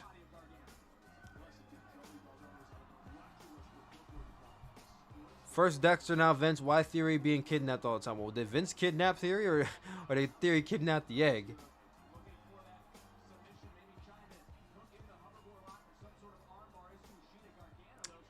A lot of mat-based wrestling here. You love to see it.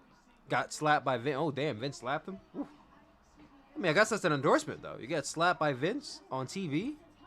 He sees faith in this guy. At least for now. Up until he doesn't. And then he fires him.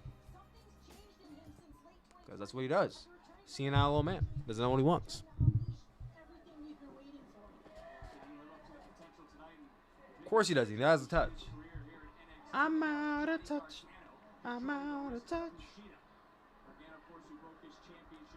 Braun Breaker versus Johnny Gargano happened last week. Guys, how was Johnny Gargano and Braun Breaker? Was that good? I imagine it was probably good.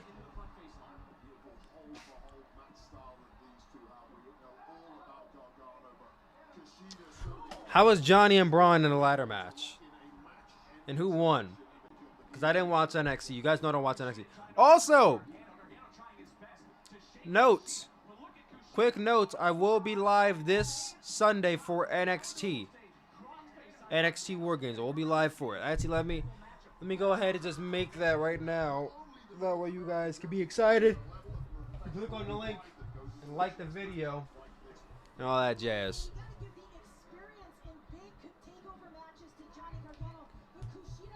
Hold on, let me see. I'll leave the match running while I make that link.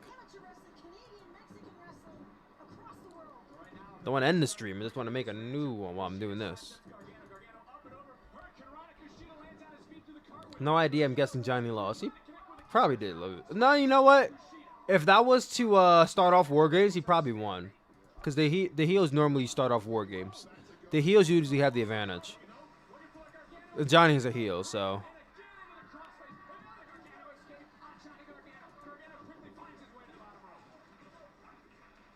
I don't think I can start a new stream while I'm live. Oh, wait, here I can. Yes, I can. Alright. NXT War Games. Watch.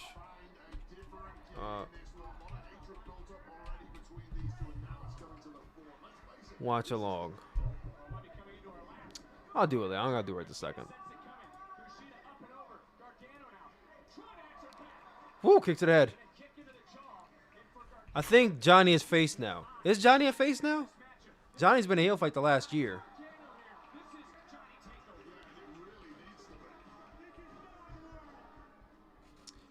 Well, he's on the old people team. You better cut it out. The old people team, everyone likes, so Johnny is a heel face. NXT Gold is the face team to me. NXT Gold is the face team. NXT, I don't know, Paint is the heels. NXT Elodian is the heels. Armbar on the outside from Kushida. This is back when Kushida's wearing jeans. For no reason whatsoever. This man just wore jeans. I really want to know who was the costume designer for Kushida at this time. And why did he wear jeans? What was the design choice for jeans? He didn't wrestle any hardcore matches or anything. It was just such an odd choice. Did they not like Kushida's thighs? Is that why he wore jeans? I don't know. I guess we'll never know. Like the Kanye quote. I guess we'll never know. Speaking of Kanye, when I did my Spotify Wrapped, I think Kanye was like my fourth or third most listened to artist of the year was Kanye West. Which is crazy because I was never really a big Kanye fan growing up, but I definitely listened to Kanye a lot. Definitely his Donda album. I might be in the minority here, but I actually like Donda. That was actually a good album. Most of the songs were good. Not all of them were hits, but most of them were hits.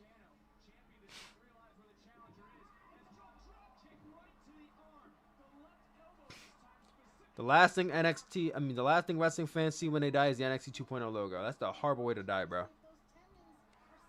Horrible way to die. Me too. The old ass NXT belt that was just the golden NXT design was so tight. Oh yeah, man. It was actually a nice looking belt. I didn't hate it. Kanye was my most streamed. My most streamed was actually Lil Nas X, believe it or not. Lil Nas X is the homie. So he was my most streamed of the year. I'll have to do a Spotify Wrapped and post it to TikTok.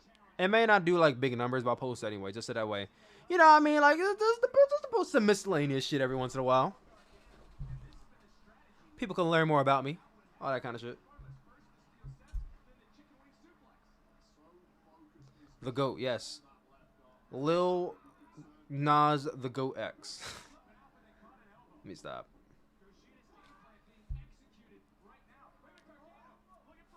People don't hate the album per se, but a lot of people hate the post-production stuff. Oh yeah, the shitty release of the album, like pushing it back, and yeah, the marketing for the album was ass. I'll say that much. It was ass. It was an ass release for the album.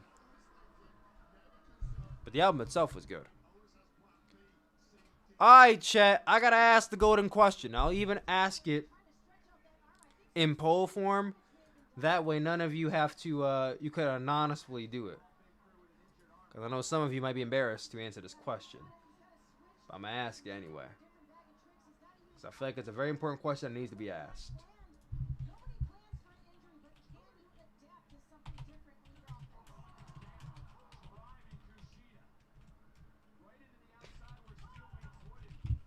And that is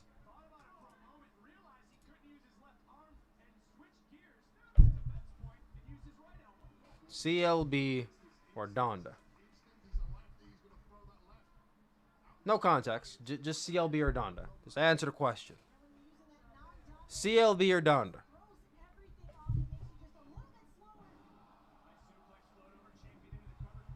Me too, the old ass NXT belt. Just that I'll vote so that way I have my own in there.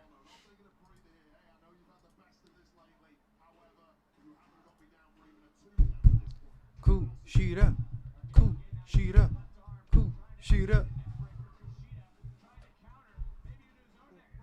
NXT 2.0 sponsored by Fruit Loops. NXT 2.0 now with marshmallows. Yes, NXT 2.0 now with marshmallows. I would watch NXT 2.0 marshmallows. I like marshmallows. Add whipped cream to NXT 2.0 and you have a deal. I'll watch it. Whipped cream and marshmallows. Maybe add some sprinkles to it too. I'm a whole child. I said sprinkles, whipped cream, and marshmallows. Yes, I still like whipped cream, marshmallows, and fucking icing on everything. Fight me. Why you so damn close to his face? Johnny gonna kiss him or something? I mean, if Johnny's into that, be who you are. Be who you are. We love Johnny no matter what he prefers.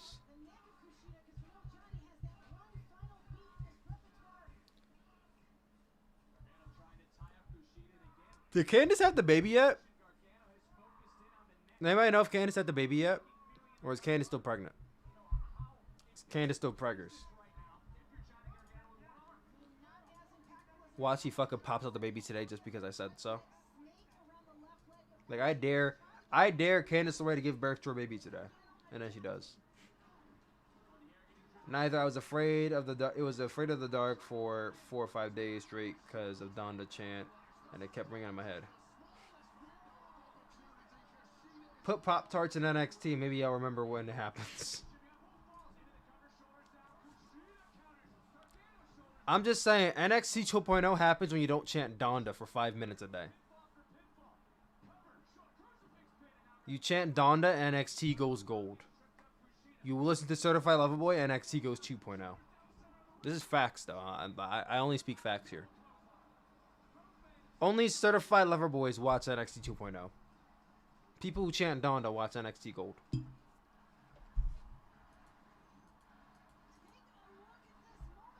CLB was trash. It had a couple good songs on there, but for the most part, I didn't really care for CLB.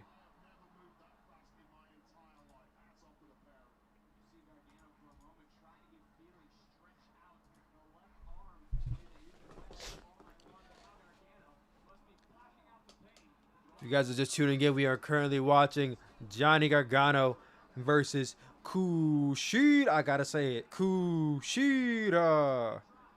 Watching that match from NXT TakeOver Vengeance Day from February of this year. It's part of my top 50 matches of the year. Damn, power punch. I got 25 days left to finish this damn list before I go on vacation. Because I will not be working on this list while I'm on vacation. I will not. I refuse. I refuse. So I gotta watch like fucking... What's the math I gotta do?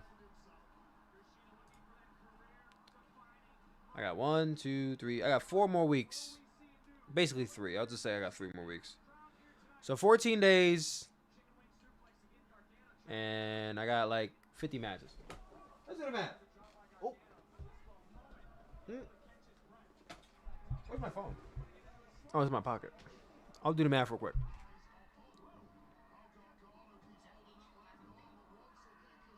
Let's see. So I got like, let's say I got 60 matches. 60 matches divided by 21. I gotta watch basically 3 matches a day to meet my quota. I gotta watch 3 matches a day to meet my quota. So this is gonna be one. We're gonna watch another one after this, and then we're gonna end the stream. And I kick out.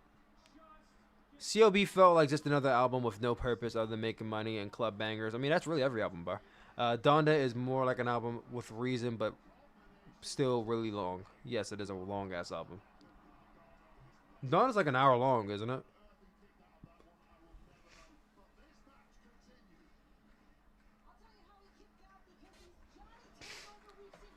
Oh, there's Beth. Yeah, guys, Beth retired from NXT. Beth is no longer an NXT commentator.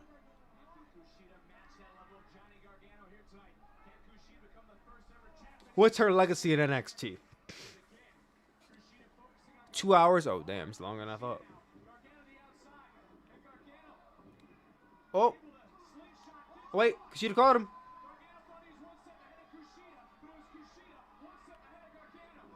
Oh. Roll through DDT into the ring. Woo. 1, 2, That gentleman Klutz did not get the win.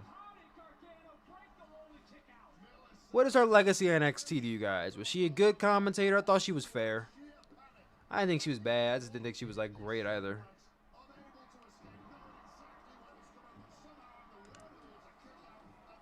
I think Donda's deluxe version is 2 hours, yeah. Which some of the songs just don't repeat, so.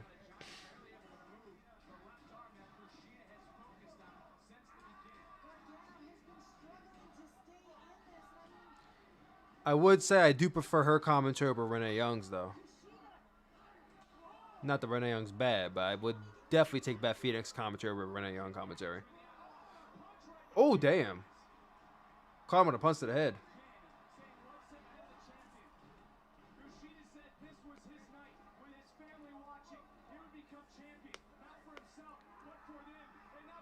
Ooh, shit. I don't know, y'all. I'm thinking I might condense this list to 25 matches instead of 50.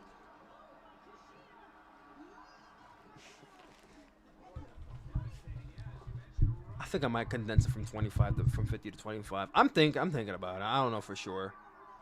It's just that 50 is going to take so long to get through.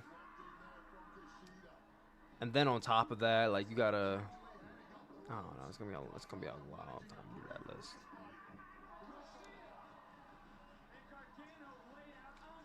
Maybe top 30 instead. She's not some blowaway commentator, but she's really not as bad as JBL and Cole. True. Chucky is the new NXT commentator. And listen, if we could get Brad Dourif to do commentary for NXT, let's fucking go. Woo! That swing and neckbreaker off the top was crazy. Gargano's holding on. He's holding on. Tornado DDT. Into the pin. 1, 2. See, because I feel like Johnny's issue is that, like, he had his slew of epics in 2017 and 2019. And he has really slowed down since then. I feel like AEW give him an opportunity to be Johnny Wrestling again. You know what I mean? Like, you know what I would like to see? I would love to see Johnny Gargano as TNT champion in NX and in AEW. Like, Johnny Gargano as TNT champion. Like, this dude could have epics as TNT champion.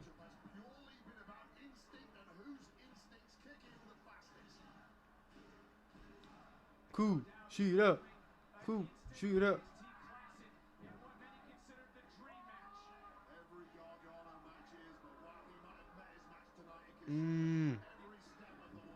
All the arm work. You love to see it.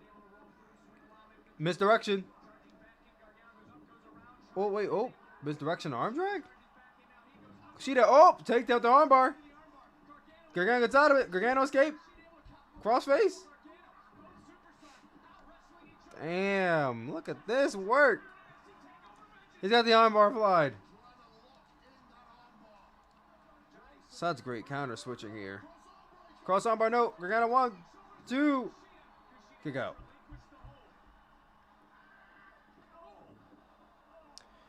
Speaking of TNT, are they keeping that belt when they move to TBS? They are keeping the belt, yes. There's just going to be a TNT championship, which is probably going to be primarily on Dynamite. I mean, primarily on, what's it called? TBS. I mean, primarily on Rampage. Here's what I would do. I would keep the TNT championship on Rampage and keep the TBS championship on Dynamite. That way there's at least some sense of brand exclusivity. That's what I would do.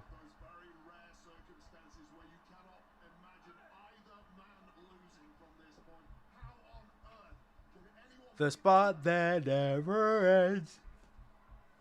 It goes on and on, my friend. Yes, it was indeed the spot that never ends. Series of elbows. Johnny said, get your ass up.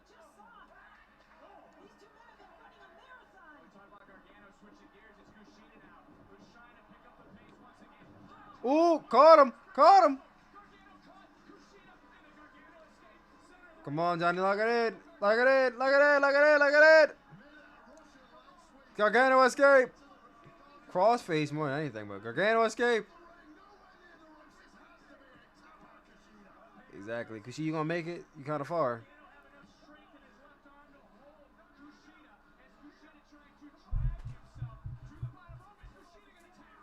You gotta make it, Kushida.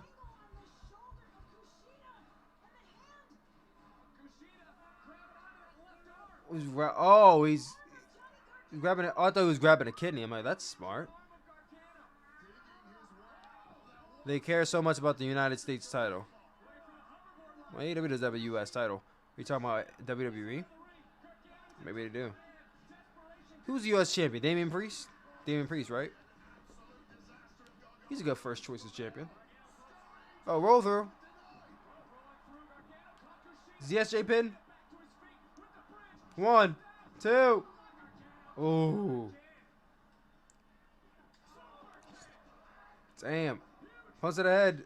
Damn, this back and forth is kind of crazy. Oh, he about to lawn dart him. He about to lawn dart him. He about to lawn dart him. Oh, lawn dart.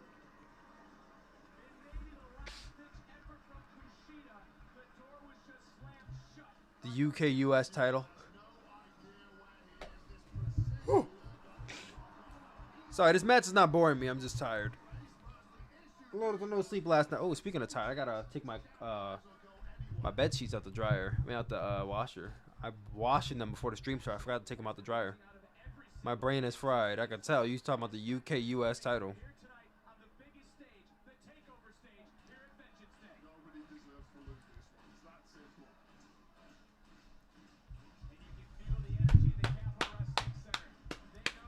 Don't know if it's quite 8 out of 10 just yet, but it is really good.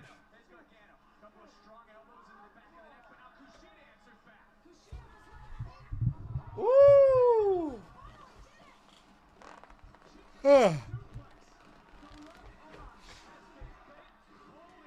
Kushida.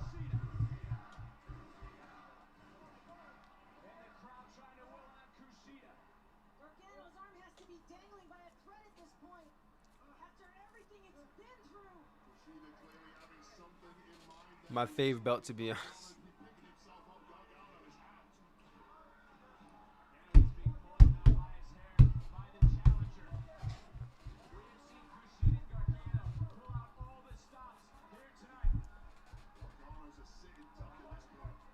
Uh-oh. Uh-oh. Uh-oh. Woo! Into the armbar! Oh, that stop was so dope.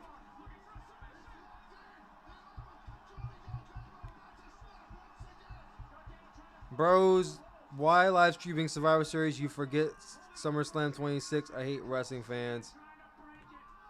Hate the wrestling fans. Always lying. You forget SummerSlam 20. What are you talking about?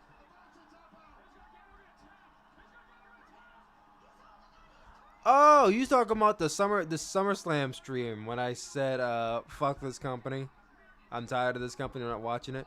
Well, sir, you gotta consider the fact that I streamed Survivor Series because I hit a milestone on TikTok. I hit 10K followers on TikTok, so I streamed because of the milestone. If I didn't hit the milestone, I wouldn't have hit it. Also, I'm human. I'm allowed to change my mind whenever I feel like it. I still don't give WWE my time of day. I'm watching a WWE match because I'm making a top 25, top 50 list in which I have to include WWE matches, otherwise I'm being biased.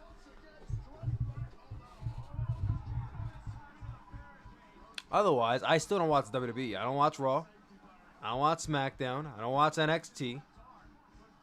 So I don't give this company my time. I'm watching NXT this week for content purposes, not because I enjoy it.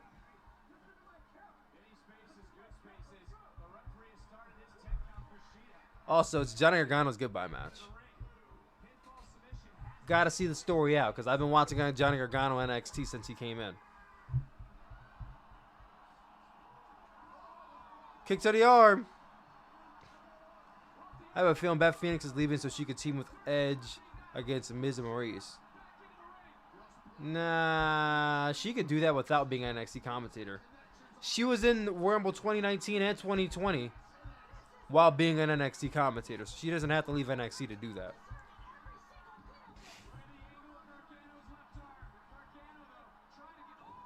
Woo!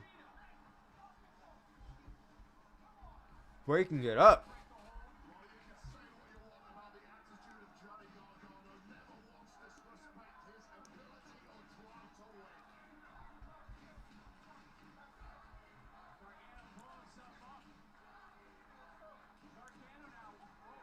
Oh, oh!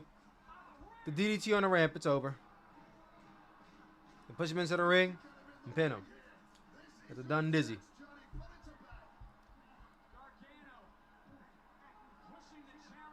Pushing the champ back into the ring.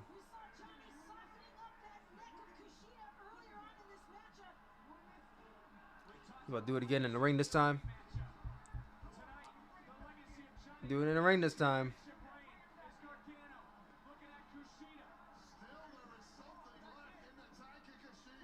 One final beat. 1, 2, 3. Johnny gets the win. Definitely not as great as I remember it being on rewatch. What would I give this match? What would I give this match? I feel like I would give it 8 out of 10. I feel like it's just making the list. It's either just making the list or just not making it at all. I don't know. Is it 7.5 or is it 8? I feel like I might want to give this match an 8. How did I feel about that match watching it back on playback? What would you give it out of 5? Because it's definitely not a 5-star match.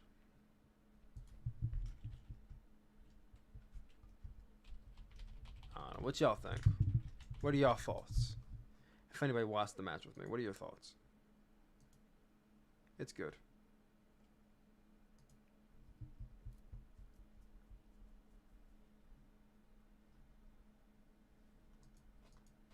I think I'm gonna go 4. I'm at 3.5.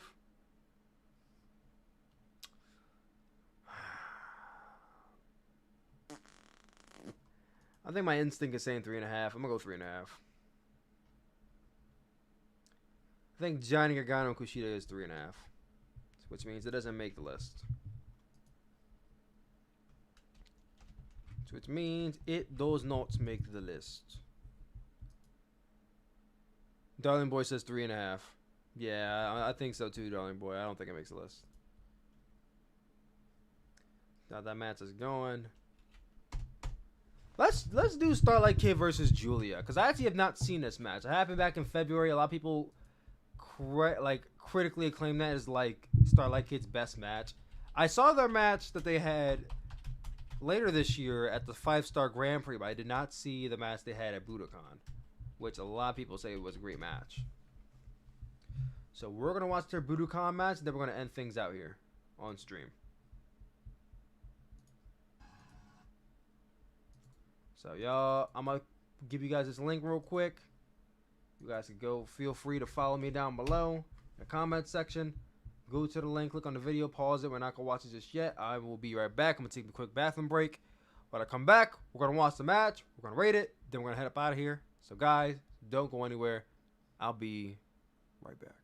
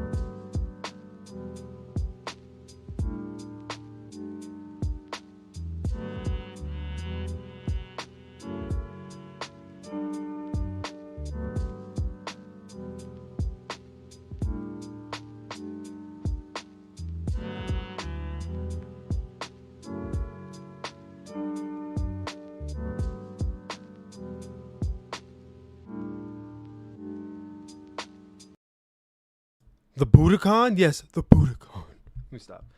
So everyone's morning. So I'm doing well this morning. I am doing well. And we're about the two things out here. Ending out this morning right. Watching Starlight Kid versus Julia. Now, guys, I sent the link in the chat. Make sure you guys tune in because we're about to be starting this match in 10, 9, 8, 7, 6, 5, 4, 3, 2, 1, play. Hey, that's okay. That's okay pre-heel turn.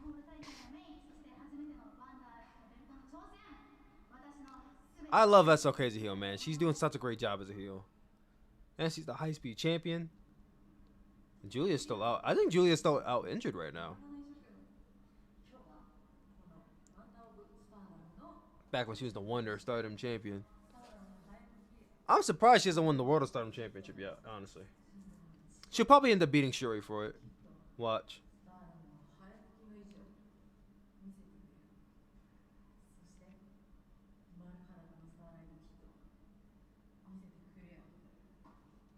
I feel like Julia's going to beat Shuri for the title. What do y'all think?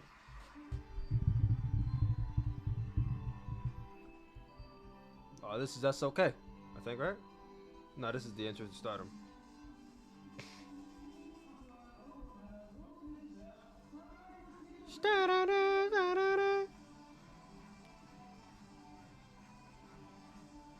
But yeah, it is Starlight Kid.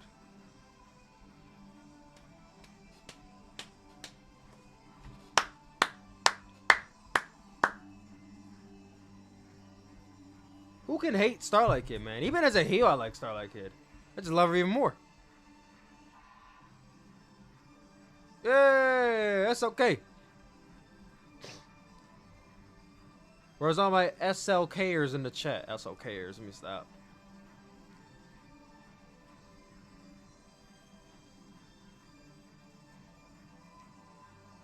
I'm so used to her doing a split now. I was almost disappointed she didn't do it.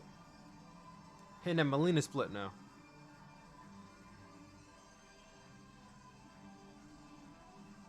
Look at her, she's Spider-Man, the way she's standing on the top rope.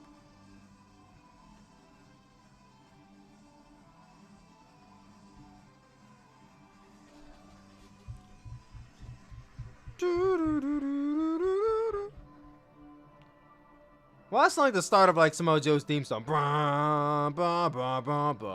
That'd been crazy.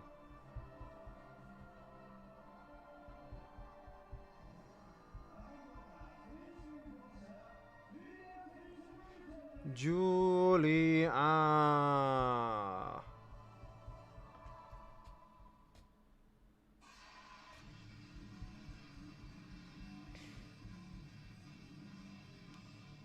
There's Micah. There's Nazi Boy, Hameka. And there he is, the leader herself. Oh, no Shuri? Shuri said, fuck that, I ain't coming out. You ain't stealing my spotlight.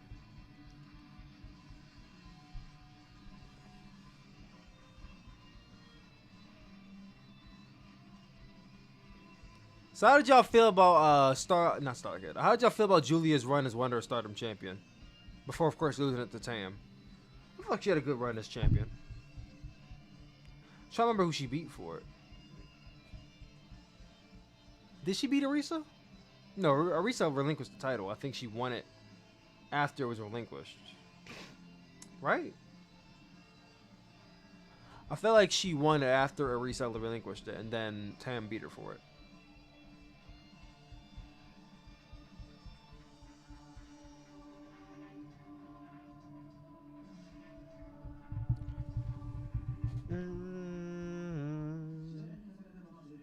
I haven't watched Stardom in a while. Okay. Well, a lot of people say this is one of the best Stardom matches of the year, so you might like this one. I think I like this one. A lot of people say this is one of the best Stardom matches of the year. Better than Utami and Shuri? I don't know about that, but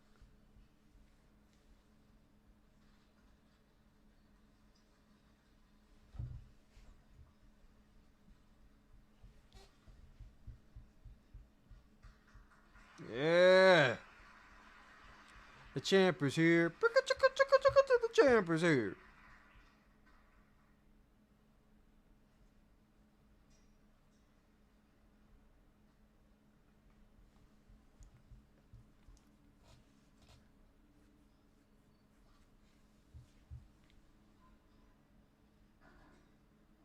Let me stop.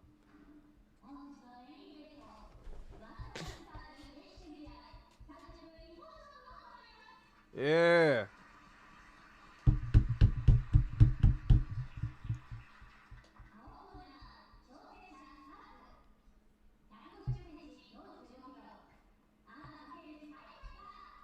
Starlight Keto. Yeah. Starlight Kid 11 on Twitter. Everybody go follow her. Hopefully she's not 11 years old like her Twitter handle says. Imagine if Starlight Kid was actually 11 wrestling this match.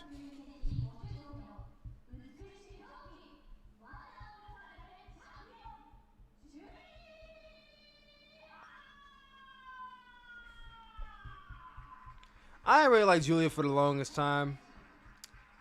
And it's not even that I don't like her in ring, it's just that she's over pushed a lot. They market this woman like she is the bread and butter of the brand, even though she really isn't.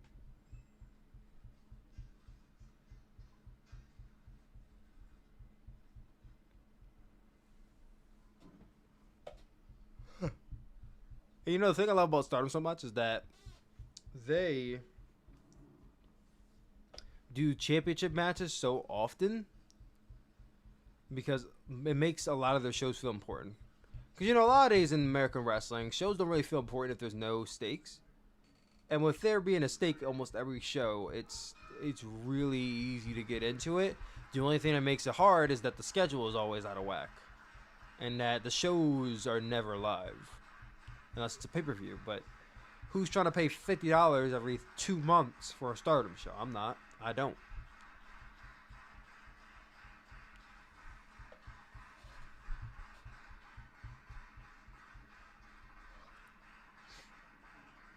I could imagine back in the day paying $50 every month for a WWE pay-per-view. I can see why my parents didn't do it. Like 50 times 12. What is that? Like $600 a year? No, sir.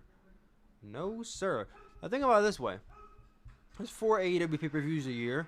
I pay AEW at least $200 a year, basically, to watch their pay-per-views. The shortest way to think about it. Julia said that elbow was nothing. Throw it back at it. Throw it back at me. Child's play. Child's play.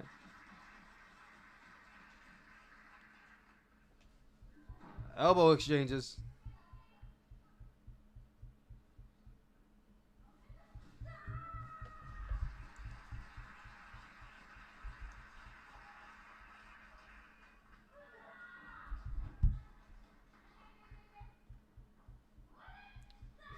The elbows are coming in back and forth right now.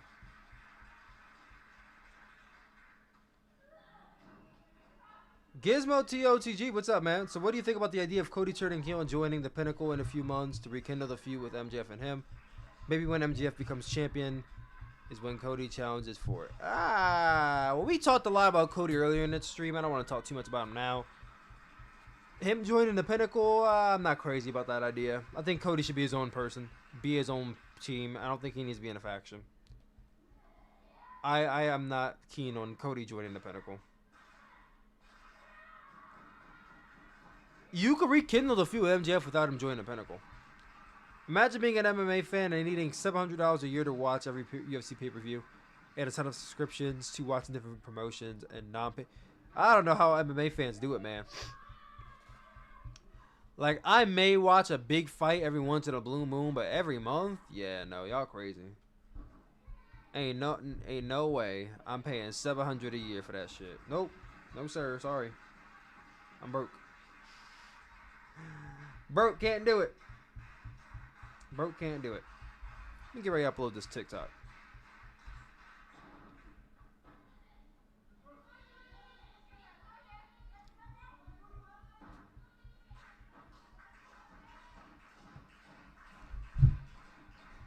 They could do the Four Horsemen, Dusty with the Pinnacle, and Cody. See Babyface him up again. The Dusty angle with the Pinnacle. Maybe. Personally, I wouldn't. Julia's trying to rip off the mask and Starlight Kid started from the eyes. Now pulling her by the hair, using the legs as a clutch for the camel. Damn, like I heard a lot.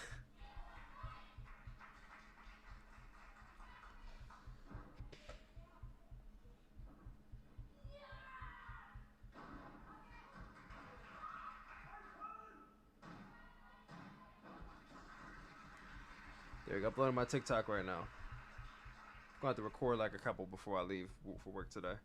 Just so that way I'm like up this par and have all my drafts ready and whatnot. And TikTok just added this cool feature which I've been begging for them to do.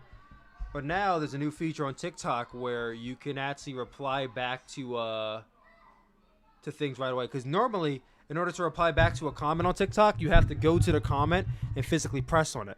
Now, you could literally reply to the comments as long as you have it favorited, which I love so much. It makes it so much more convenient and easy to do so.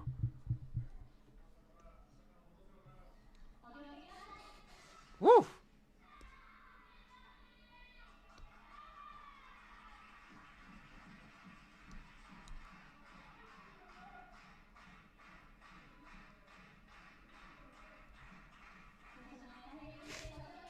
Starlight Kid sending Julia right into the right into the guardrail. Damn, the big boot. Ooh, she got that. She got that from Okada. She got that Okada big boot. Okada should fall behind her and turn heel. Go dark.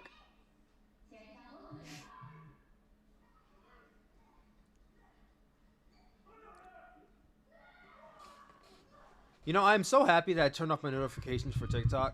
Because when I first started on TikTok, I used to have all of my notifications on, and like I would get a notification every 2 fucking seconds from TikTok. I'm so happy I turned that shit off.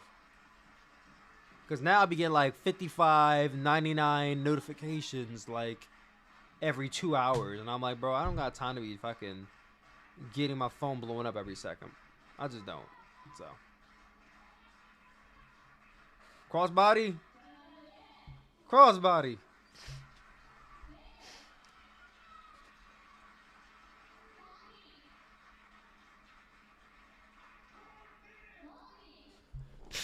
Oh, man.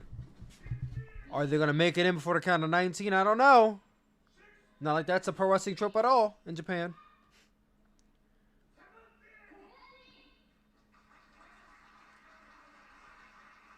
In the ring by 17. Okay. They made it in before 19. For relief special? Woo! Global Elite special.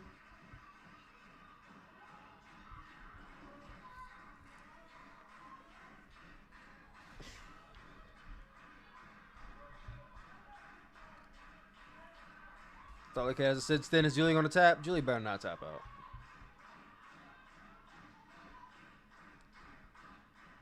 She reaches the rope. Okay. I mean, I know who wins, so like I don't really gotta pretend like I don't, but still.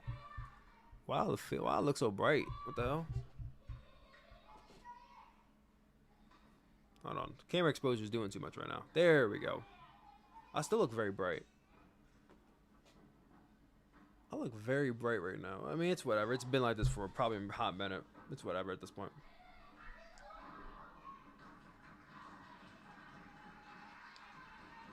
Anyway, to y'all in the chat right now, I want y'all to tell me, what is your ideal #1 match of the year? I know I'm not going to say mine because, you know, list reasons, but like, what's your match of the year? I'm curious.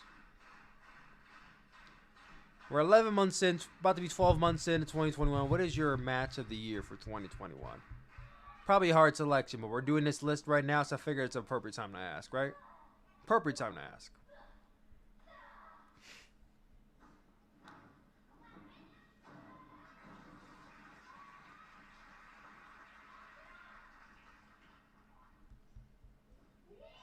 Oh.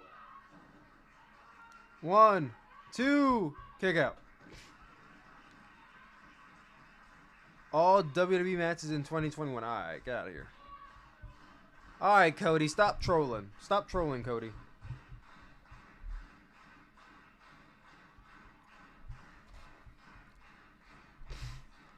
Starlight Kid got her a butterfly. Butterfly suplex. There we go. Elbow her away. That's what they love to do in Japan. All these elbows. I still think about the match that Hiromu Takahashi and Dragon Lee had in 2020 when they did like chops for 5 minutes straight. And just how bored I got of that spot so quickly. People are like, oh my god, it's one of the greatest spots of the year. I'm like, yo, they're literally just chopping each other for like 4 minutes. How is that entertaining? But some people really love that full contact. I'm like, alright, we'll just go watch UFC if that's all you like about wrestling, but still.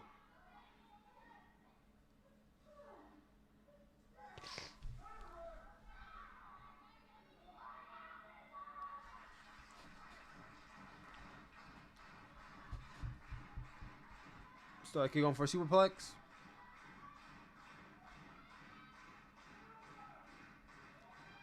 Swoop.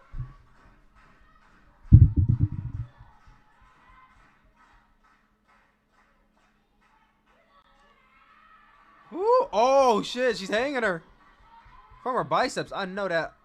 I know that's gotta hurt Starlight Kid, and that had to be heavy as hell for Julia. She literally held her by her neck.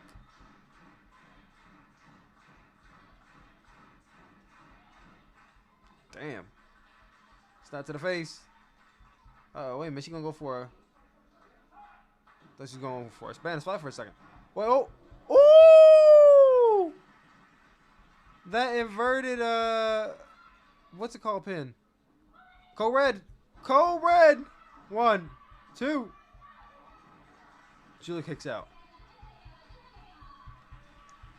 Also, the one thing I don't like about Stardom is their kick-out sequences. A lot of times... they'll kick out like 3 finishing moves at one time, and I'm like, bruh, come on, when's the match ending?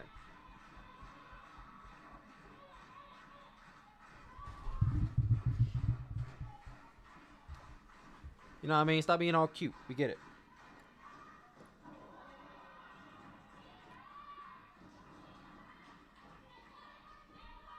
Julia got her knees up at the last second. Julia setting up for a spear? She in a corner like, hey, she setting up for a spear?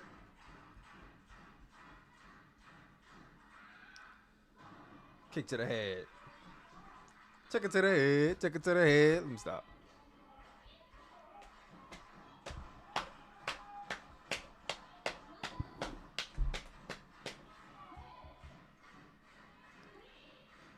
It's been fairly good so far. Nothing like overly impressive, but fairly good so far.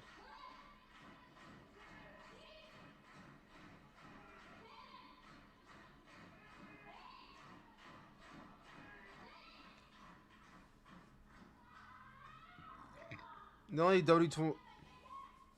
WWE matches in 2021: Edge versus Rollins, Volta versus Ilya, yes, Sasha versus Bianca from WrestleMania 37, and Edge versus Roman versus Bryan from WrestleMania 37. It's a solid list. Well, which Edge versus Rollins match? Which Edge versus Rollins match is in your top 4? Because I know it's Volta and Dragunov. That had to be from this year. But Edge and Rollins had 3 matches, so which one do you like the most?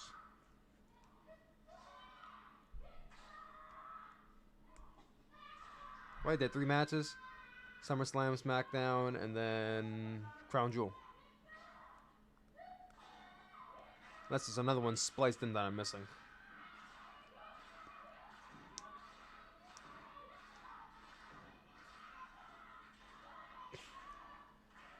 Elbowing away.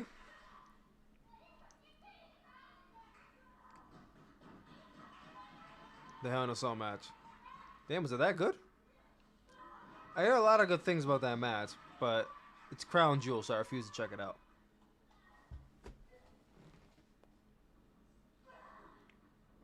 Just booting Starlight Kid in the face.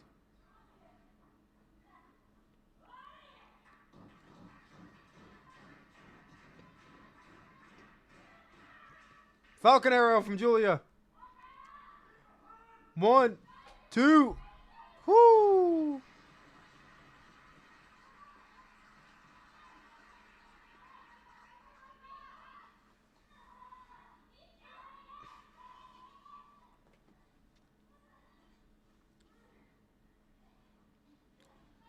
more she have left to do aside from a finisher move? Oh, she's gonna try for it now. Could be it. Starlight gets out of it. Tombstone! Tombstone! Be about that life. Be about that life. Hit that tombstone. Be about that life, Starlight. Hit that tombstone. Hit the tombstone. Woo! Kneeling tombstone. Okay. Still tombstone. I'll take it. Gotta go to the top for a moonsault. Moonsault. Damn, perfectly executed. 1, 2.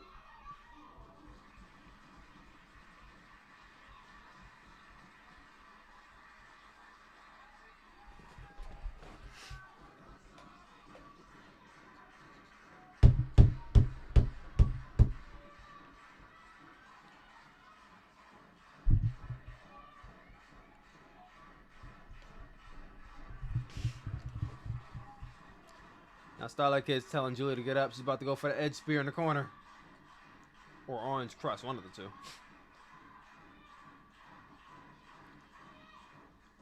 Oh. Turn it around, turn it around.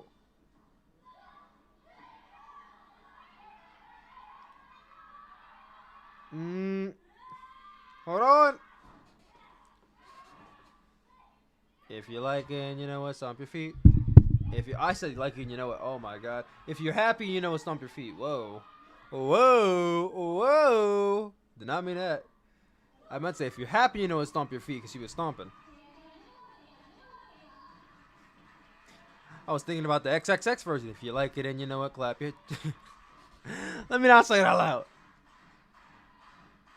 Let me not say it out loud. Let me not say it out loud. It's not very TV PG.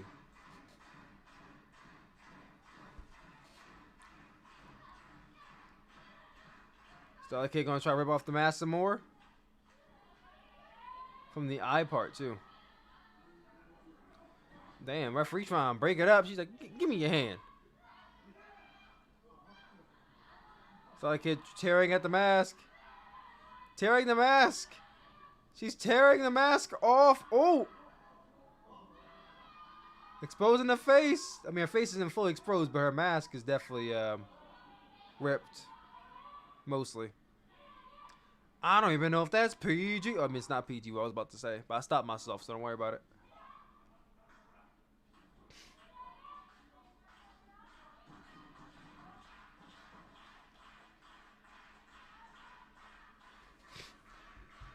Come on, Starlight Kid.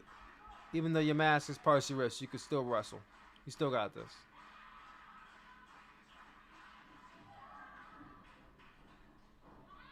Come on, you didn't forget to wrestle. Big boot. Julia with the running Yakuza. 1. Woo! Oh, Starlight Kid.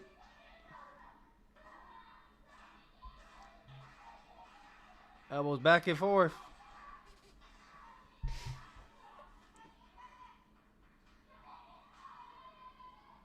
Damn. Oh shit, Starlight Kid shooting. She's shooting. Let me stop. She's doing all these kicking and punches though. She might as well be shooting.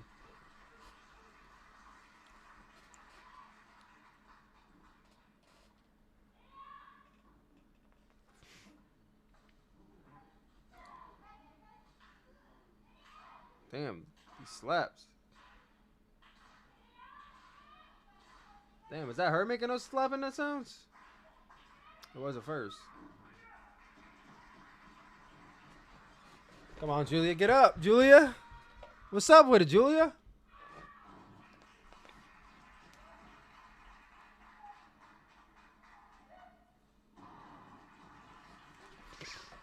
One. Damn, he got a 1. All that shooting was for nothing. Carter. Michinoku driver. 1, 2. Starlight Kid kicks out.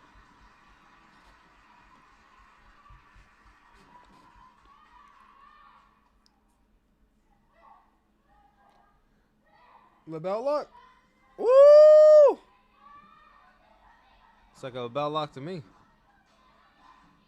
Oh, you got both arms. She got both arms clenched.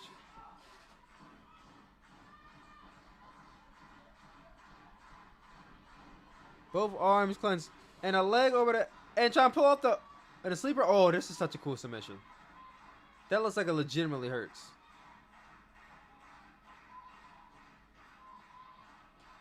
She's out. Referee call for the bell. She's out. Oh, no, she's not out. Thought she was out for a second. So use those legs to reach the rope. Come on, Starlight. Reach, reach. Oh, no. Reach it, girl. Reach. Yeah, she reached. Woo.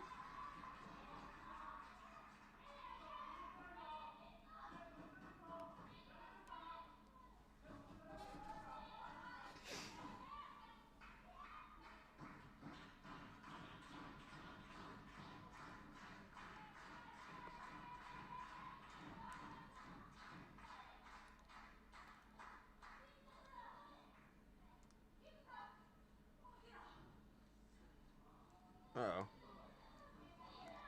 Turns it around. Wait, Starcade, reversal, pin. 1, 2. Ah. So far, yet so close. Oh, headbutt.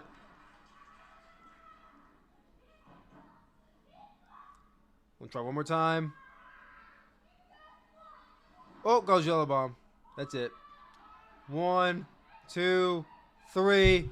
Julia gets the pin. I'm pretty sure right after this match, Julia started cutting off her mask, but we're gonna end it right there. That match was really good. I would not go 8 though. That was definitely like a 7. I would give Julia versus Starlight Kid a 7 out of 10. Which means it is being cut.